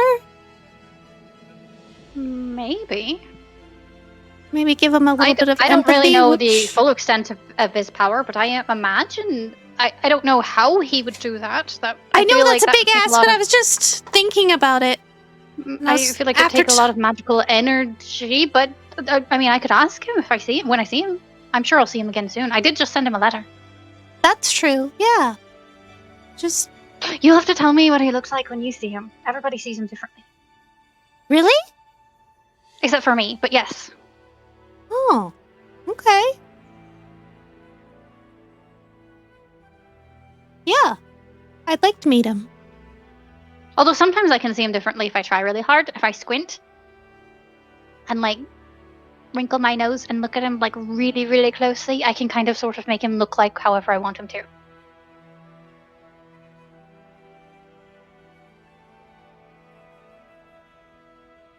And I think. Yeah. Oh, go ahead. Sorry. No, I was just. No. I had one more question. About your curse. You said that you need true love's kiss, right? I do. Yes. But you don't know who your true love is. I do not. Does that mean if you look at love, you could maybe see what they potentially look like? If you were to focus on that, or no? That's sort of the reason I can't. I don't see anything. I only see him as he is. Okay. Because I don't have a true love. I see. Well, I don't know. I guess sort of my curse. I think interferes with me seeing that makes what I would experience as love. Okay. Clover's just in problem-solving mode. She's like, we have powerful people in front of us here. Talking about powerful people, knowing powerful people. I'm how can I've they been help friends with us? him for a really long time. I promise I had that thought. Yeah, I'm like, we can work with this. Doesn't have to be love. But, I will say, Just so you know, I do need to move a bit quicker. Getting to Zobilna. I mean, that's fair. We're trying really to go fast. It's just hard when things keep blocking our way. Right. It's just that Did something happen? Something wrong? No, nothing's wrong. I just the spring court isn't quite right without me. It'll be fine. It'll be fine. Everything will be fine. But it's just a little that they're just having some trouble. And so I really need to get back. Is that everyone around us reactions, Beck? They're all all of them are like, Okay. the okay. Homer Simpson trying to fade into the bushes kind of. Okay. yeah, and a couple of them probably do. They just get back into their tree. Okay. Yeah. Okay. We can try to go faster. We'll figure it out. Oh, I know we will. We're getting there. So then I think with that, you guys spend your time in the spring court, the fields of the spring court here, and eventually Clover, you would probably doze off, like sleeping under a tree, and you fall back asleep. Dawn. Oh shit! Oh boy. Yeah, I mean it's kind of makes sense. Dawn, you fall asleep. And you're very robotic, you're like, I'm ready to sleep kind of way. Mhm. And you wake up a lot earlier than you think you should be, because you don't really feel fully rested, but you are back in the clearing with Little Oak. All of the children, you can hear them all honk shoo me meing up in the tree. Your companions are all asleep right now. And it's just you, and you feel a little bit of a warm wind kind of brush over you, and it kind of rustles the flaps of your tent. Let's go outside and look around. Yeah, sitting outside up against a tree, tuning his lute is your buddy Sam. Yep. Oh my god. Well, look what the Displacer kitten dragged in. Hi, Dawn. Hey. How's it going? Are you having a lot of fun? Har har har har har har. I mean, other than almost dying, I would say I'm having about a normal amount of fun for me.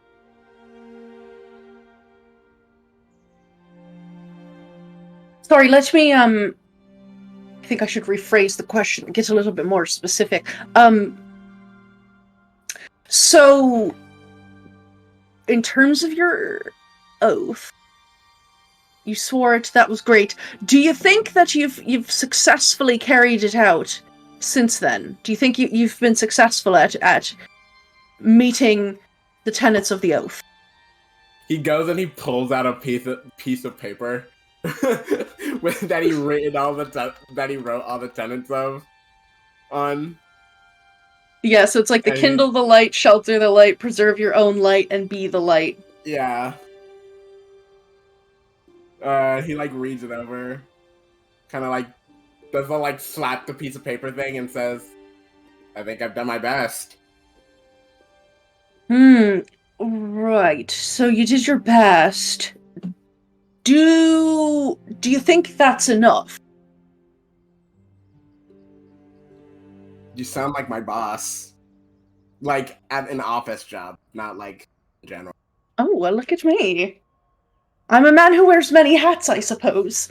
Maybe I'll go try to start a little bank. I think that would be fun. I think I'd be very good at it. Apparently, I tell people what to do and I ask them questions like this. Do you think that you've done the best that you could with all of this? Or do you think perhaps you could do better. I guess I could do better. Why's that? Well, because I can't exactly, preserve my own light when there's no light to preserve, you know what I mean? I've been trying to help people. Right. Why do you wake up every day? Get stuff done. Sure, well, right, but like, you know, when you get out of bed every morning and you get dressed and you go to your bank and you work all day, Mm-hmm. why? Because money can be exchanged for goods and services. Okay, right. And, what kind of need is there for that? Because if you're saying that you don't, you know, have a light to preserve, I understand the predicament that you're in here, but if you had no light, you wouldn't be getting up and doing all of that every morning. I mean, do you really want to tell me, are you going to look at me in my eyes, my beautiful, smoldering eyes, and tell me that you only get up in the morning every day to do stuff so that you can earn money to exchange for goods and services, and that's it, there's no other motivator? Well, I mean, my family needs money. There it is. Now look at me again and tell me that you don't have any light in you. Tell me that you can't preserve that.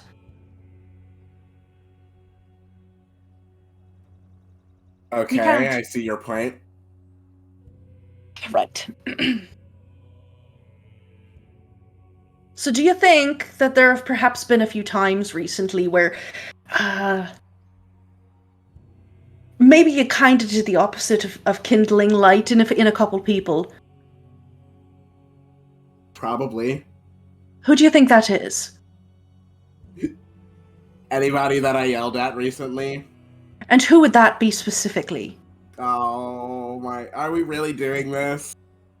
Oh, we certainly are. We can do this. I mean, this is the easy way. If you'd rather do this the hard way, we could do that too. I just don't know if you're going to really like that. Come on, I almost died. Like, 4 times. I think you'll find that dying is not the worst thing that can happen to somebody. If you could be specific, please. I would Ego. very much appreciate it. Yes, ego. Right. And so your little friend Ego, kind of has like a whole little shitstorm happening in them, from what I understand. I haven't really taken a look, and frankly I don't care to, because it's not my problem. But do you think that all of that was a good idea? Do you think that little outburst that you had was the best thing for your friend Ego? Probably not, but sorry, I sort of... Don't say sorry to me. Well, You owe me nothing beyond the oaths that we've made to each other. Look, I already apologized for that, and I kind of exist on mortal terms, so dying is sort of the worst thing that I am currently aware of. So it kind of freaked me out a little bit.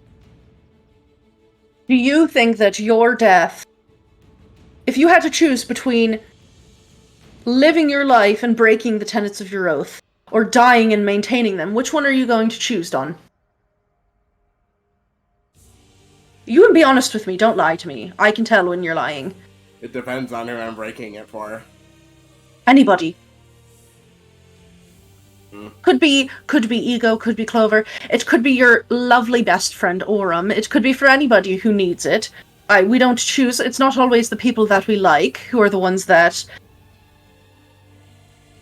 need the most attention. So it could be anybody. It could be your best friend. It could be your worst enemy. Would you die for it?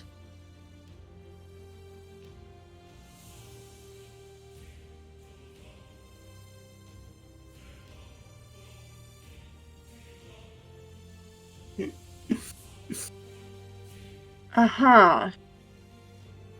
I think your silence is the only answer I need, right? Okay.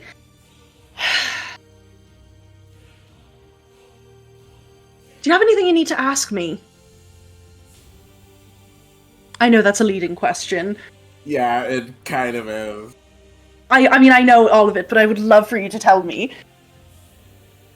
Are What do you need? going to bring my thing back to me Right. like you promised? So you need your dear old best friend, like a lover, like a brother, however you'll have it. You're Sam. You want me to reunite you with the thing that's been taken from you? Yes. Alright, I'll do it. Because you took the oath.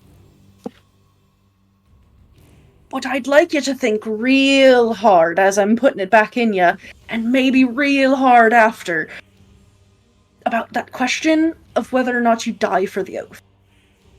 Just like, I really think you should put that into your noggin. I know that you're so smart and there's so many things rattling around in there, but I think you have room for one more little thought.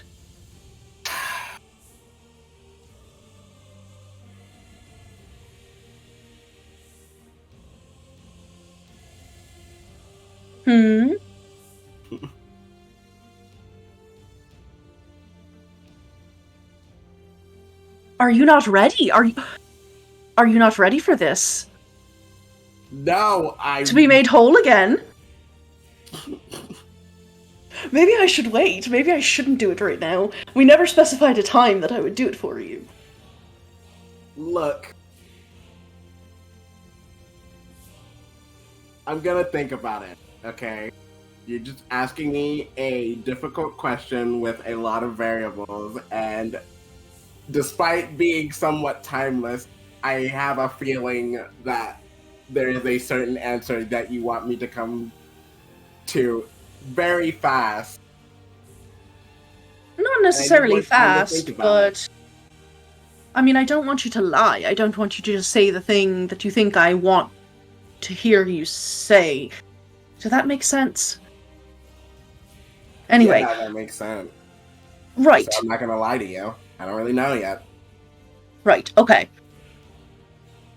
I just think that that's a question that you should, like, keep with yourself. And maybe think, like, you know, you and your best bud Aurum, you know, I know the two of you don't always get along, but let's say you saw Aurum just in the pit of despair.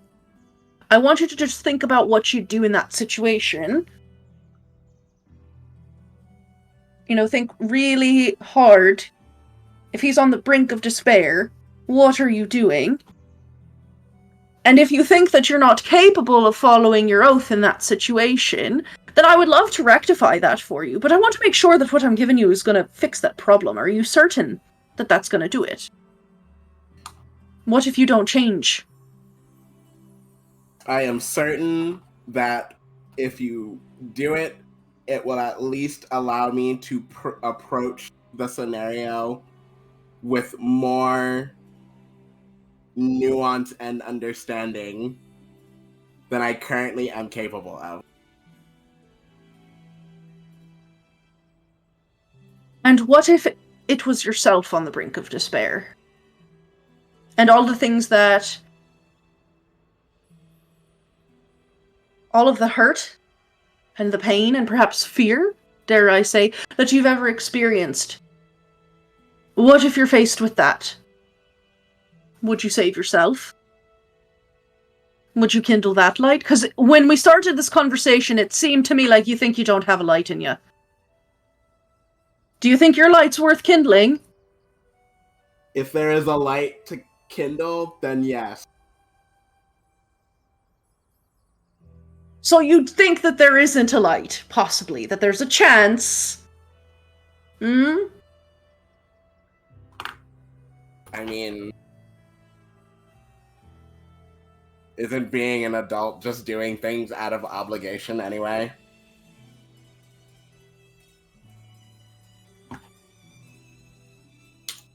I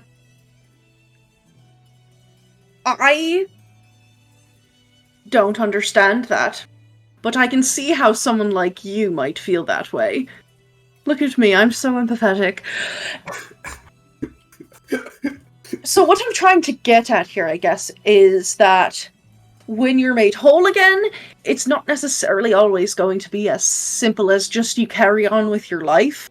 Cause this, and he points, and like the little like doll the little doll like child Dawn gets like carried over on the wind and like plopped down in the grass. He's been in a lot of pain and he's been through a lot of hurt. And if he's a part of you, you're whole, but you have to carry that. Do you think you're ready for that?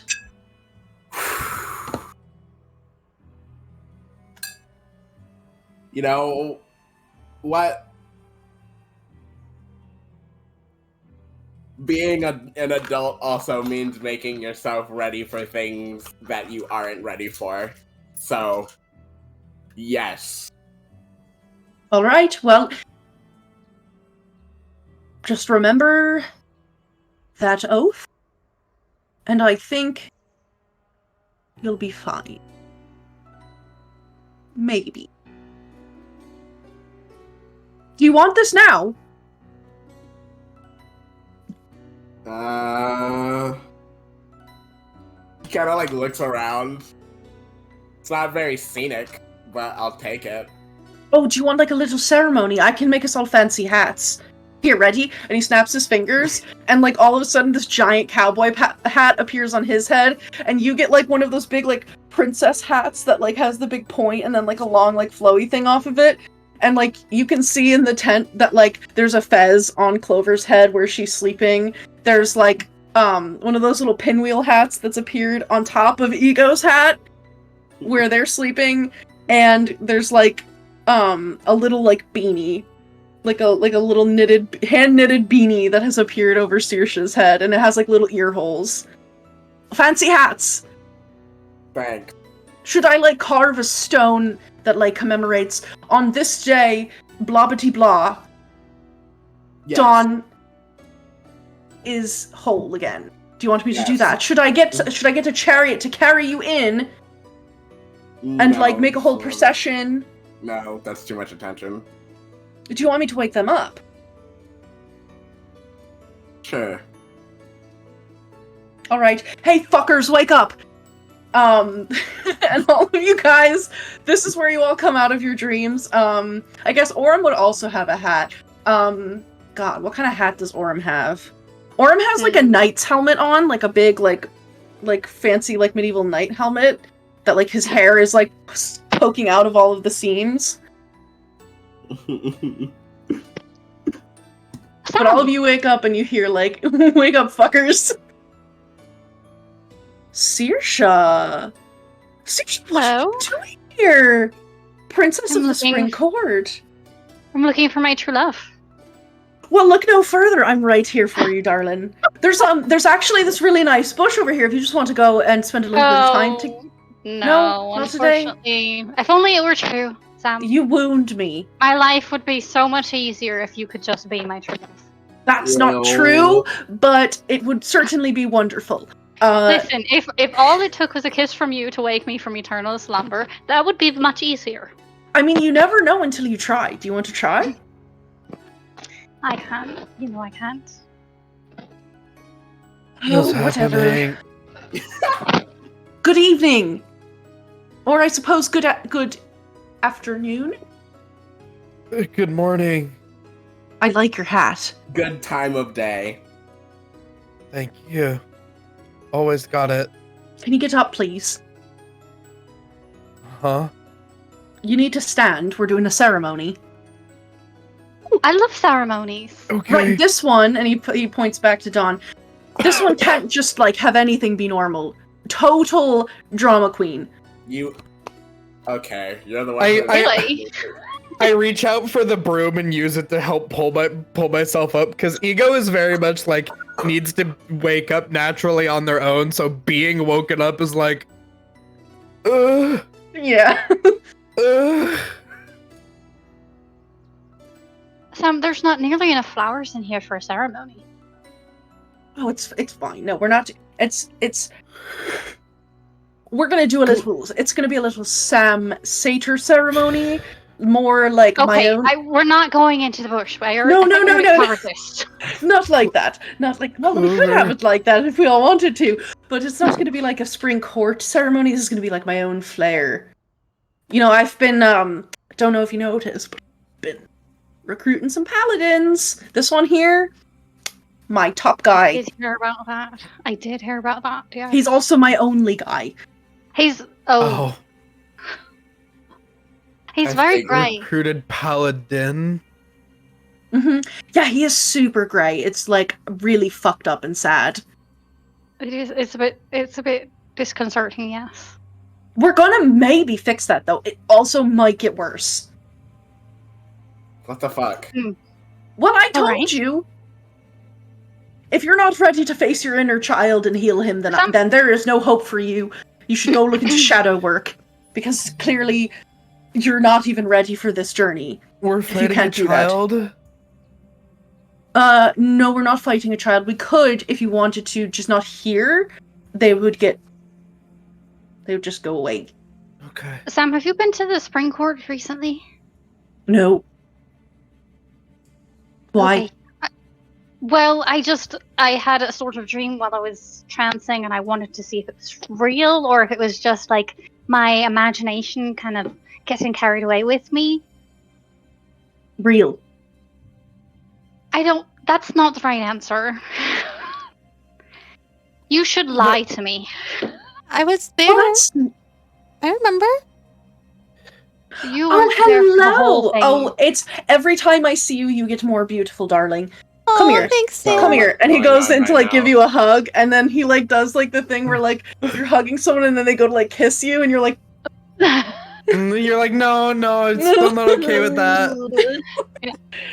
He was gonna be like, okay, so Dawn, right? For Dawn? This is for Dawn. oh right. So you should just like tell me, or like whisper your secret to a flower and tell it to tell me. I can go look. I have to do the ceremony right now. Okay, it's alright. It's alright. We can talk later. Right. Yeah, that bush. I'll meet you there after. This is- Anyway. No. Oh my god, Alright. they fucking get brunch. Okay.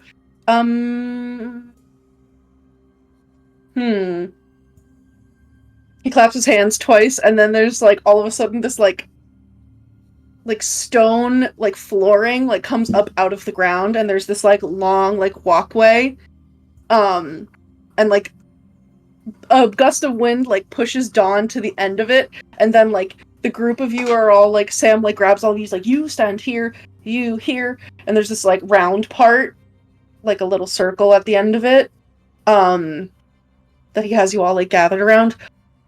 All right, so I think what we're going to do, Dawn, you're going to walk forward, and I'm going to say some things, and we're going to put it back in you. And he puts the little doll like on the ground there. All of you, just do something ceremonial. Okay. Well, but you said we weren't doing spring court ceremonies. We're doing your ceremonies. Yeah, right. Like more like a little less of like, you know, the hyacinths and the tulips, lovely, little bit too much, little bit gaudy if I'm gonna be honest. But like That's rude. dandelion, you can do dandelions, right? Sure, I'll I'll do that. Ooh. Yeah, dandelions. Ooh. Yeah, the mic just got very Did like a thing. staticky. Did the thing. Mm, Yeah, I'll craft some dandelions like in a little circle around them. I will try and Sam won't like it, but I'm here for Dawn, So with a combination of minor illusion and prestidigitation, I'm going to make what I assume the desk of a banker looks like, filled with paperwork, and fill the air with the smell of paper and ink, because that I do know. Yeah. And I don't know, maybe there's like a scale. He goes like, oh, he probably like, you know, like puts like coins on like a scale. So there's like a scale on his desk. And it says, there's like a name plate on the desk, and it says Dawn, manager of the bank. I feel like Ego has just done the D&D version of an AI generated image of a banker's desk. God. And, I know what like a desk. I know what a desk looks yeah, like. but like if you go and look at all the papers, If you it's look at, like when AI tries to like write something. Yeah, and no, it's there's just just, a bunch like, of there's- letters and like lines. There's like numbers. Yeah, there's like numbers and like graphs, but then like there's like a nice gold-plated nameplate on the desk that says Dawn, manager of the bank. I guess that's something. Are we going to light it on fire? Oh, it's fake. Okay, I see. Oh, I mean, he's like being like, this is like a promotion, right? What does he become after the manager of the bank? The manager of the Oh, manager of the bank. The owner of the bank? I wasn't even high enough on the chain of command to be a manager when I got a promotion. Well, now it's another promotion. Now it's I thought paladin you'd of like the bank. it. I snap my fingers and it says paladin of the bank. That's perfect. All right. Don't know what any of it is. It's perfect. Just be ceremonial. Okay. I will dance. Yeah, you can. Dandelions everywhere. The rest of us it's You're just Don standing there. standing looking at this long path that he has to walk. We're all standing still, and then Saoirse's just Yeah, Saoirse's just like waving around, like dancing. But yeah, so Sam will gesture for you, Dawn, to walk forward. Yeah, he'll start walking forward. This little like stone, you realize like he's made the stone pathway that then leads into this like little circular like mini clearing where everyone is. It's dick shaped. In case you're wondering. Of course It is. But yeah, you can gather there before all of your friends who are dancing / making dandelions / maintaining an illusory paladin of the bank desk. And you have this doll on the ground in front of you. Well, you know, I probably should have had something fancy to say prepared. Didn't think of that. Oh, Habba no. ding dong, by the power vested in me, by everything and nothing, and by all things that are fey, and on behalf of all satyrs, now and forever, be one with yourself.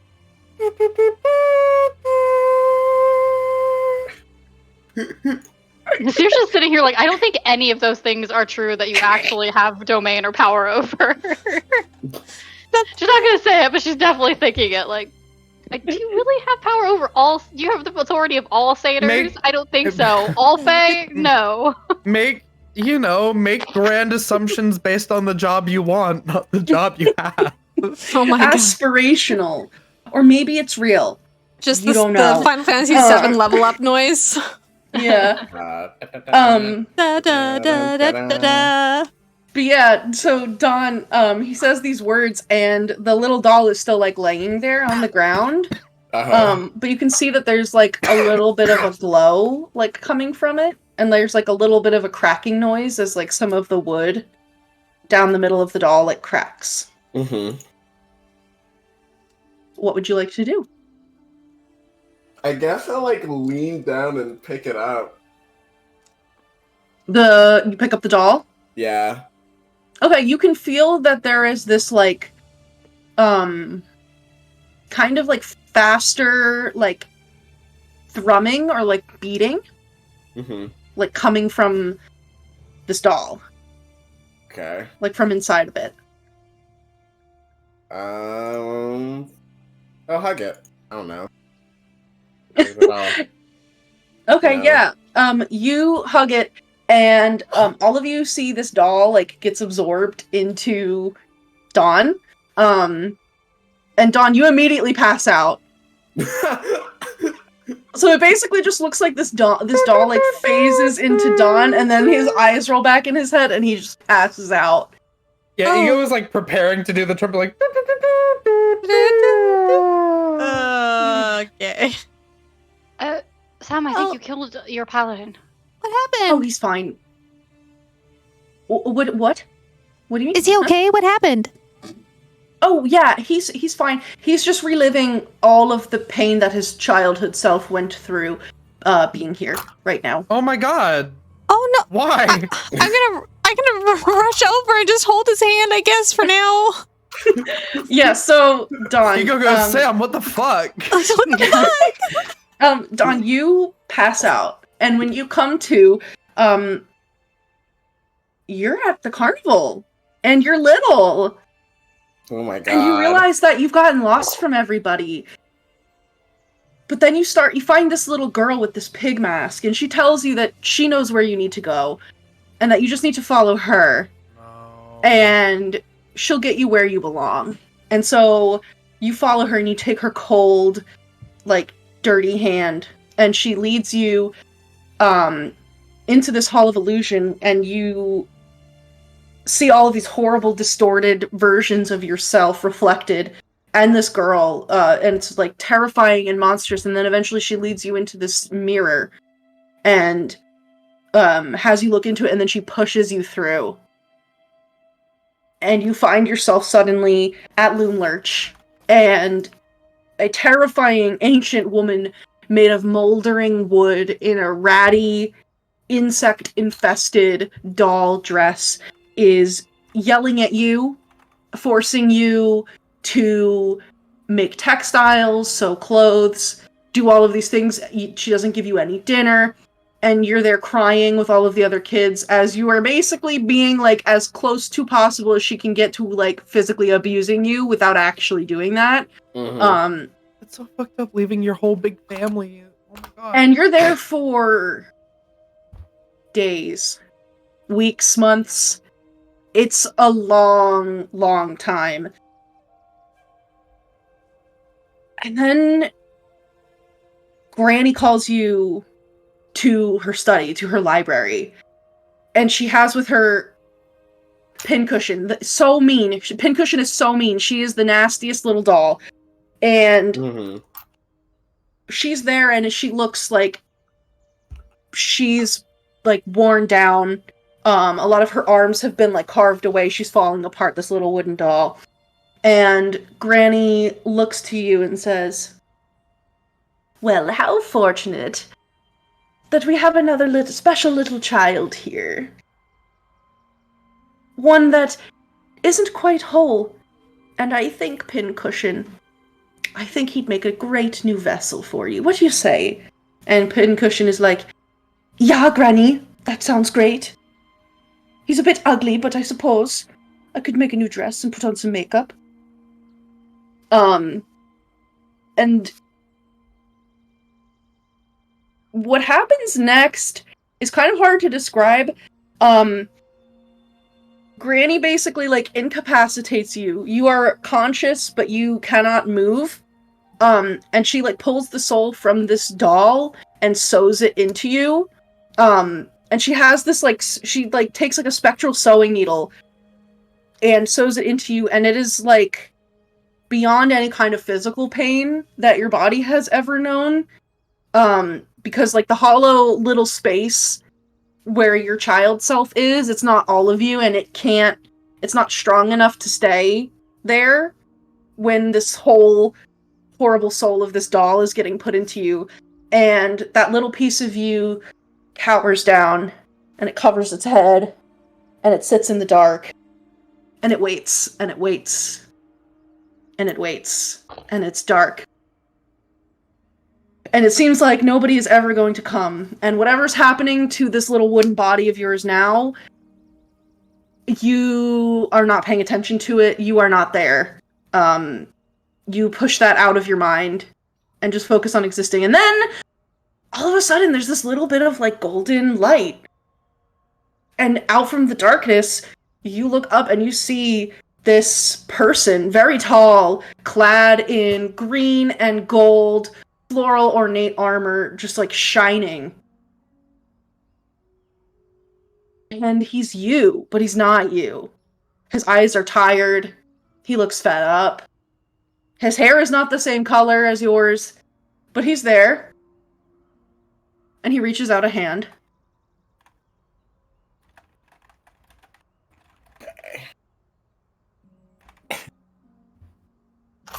Oh boy. Spit in it. Right? Fuck you, bitch. Well, I gotta grab the hand. Yeah, and so you do. And this man walks with you. And he takes you out of the dark. And then you open your eyes. And you're laying on the ground. And I think Clover is probably like, oh my god, Dawn! I'm holding your hand. Checking your Ego pulse. You look up and Ego has their wand pointed at Sam's chest and is like yelling some kind of very long, complicated hex incantation on him, and it's like blah blah blah blah blah blah blah. Like speaking in tongues. God. Saoirse's Yeah, got popcorn I'm again just- because I'm she's waiting just- for the show of whatever Sam's gonna do. Threatening him. I think also Aura- probably have a sword. Aurum's probably also threatening him. It's like, hey, what did you do? Because I just feel like Aurum... Sam just being like, Yeah. Sam, like, you point your wand at him at his chest, and he looks at it, and he's like, that's really cute. Little small, though, and it, like, Oh! slowly, like, becomes flaccid. I start whipping him with the flaccid wand on his like Oh no! on, like, It's his done arm. this to me for a while. It's been minutes. Oh my god. Wake him This back. is what you wake up Wake to. him back up before I use every ounce of my curse to destroy you. Yeah. So I think at this moment, Don just like jolts up straight. And he's like is just staring like straight ahead for a minute. You need some water?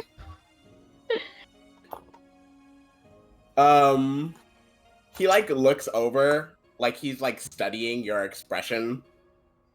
And after a moment, he just sort of cracks like the biggest grin, and his hair literally like lights on fire. And from like basically to the roots all the way up to the tips, all of the black dye just immediately burns out, and his hair poofs out and all fluffy and messy, and he says, "Holy fucking shit, I am so horny. Oh no! Where the fuck where we're am gonna- I?" I think that's where we're gonna end tonight's... Hello? Oh my god! Bruh. Oh, Sam is right here. Oh my god. Oh no, we are all gonna go jump in a bush. Oh no, everyone's about to jump in a bush. No! Oh my god. Wow. I love it. I'm so excited to see this. Oh boy. No. And What's happening? you're definitely not gonna have any trauma. No, not a single bit. No, That you're was all really. good. We'll talk about it later. Wow. Yeah, but so, Dawn, you can have inspiration. You are no longer cursed. I think yours was like, it was like lighting fire or like tying knots or Yeah. something. He couldn't tie a knot. Yeah, you no longer have that curse. You can now gain inspiration, and you can take a point of inspiration. You are whole again. Yippee! Hold on, do I have the yippee on the soundboard? I don't know if I do. There we go. But yeah, that's where we're gonna call it. So thank you, as always, to my lovely players for being here and doing all of this stuff. Thank you to those of you who are watching, either now or in the future. We love having you here. We love seeing you in chat. I need to read this comment about the boomerang shield. Oh, yeah. I need to read that. That looks very interesting. I don't know if you're still here, Noctibeard, but like, I'm gonna look at that soon. Check out Little Dragon Corp. Check out Cardboard Castle Games, and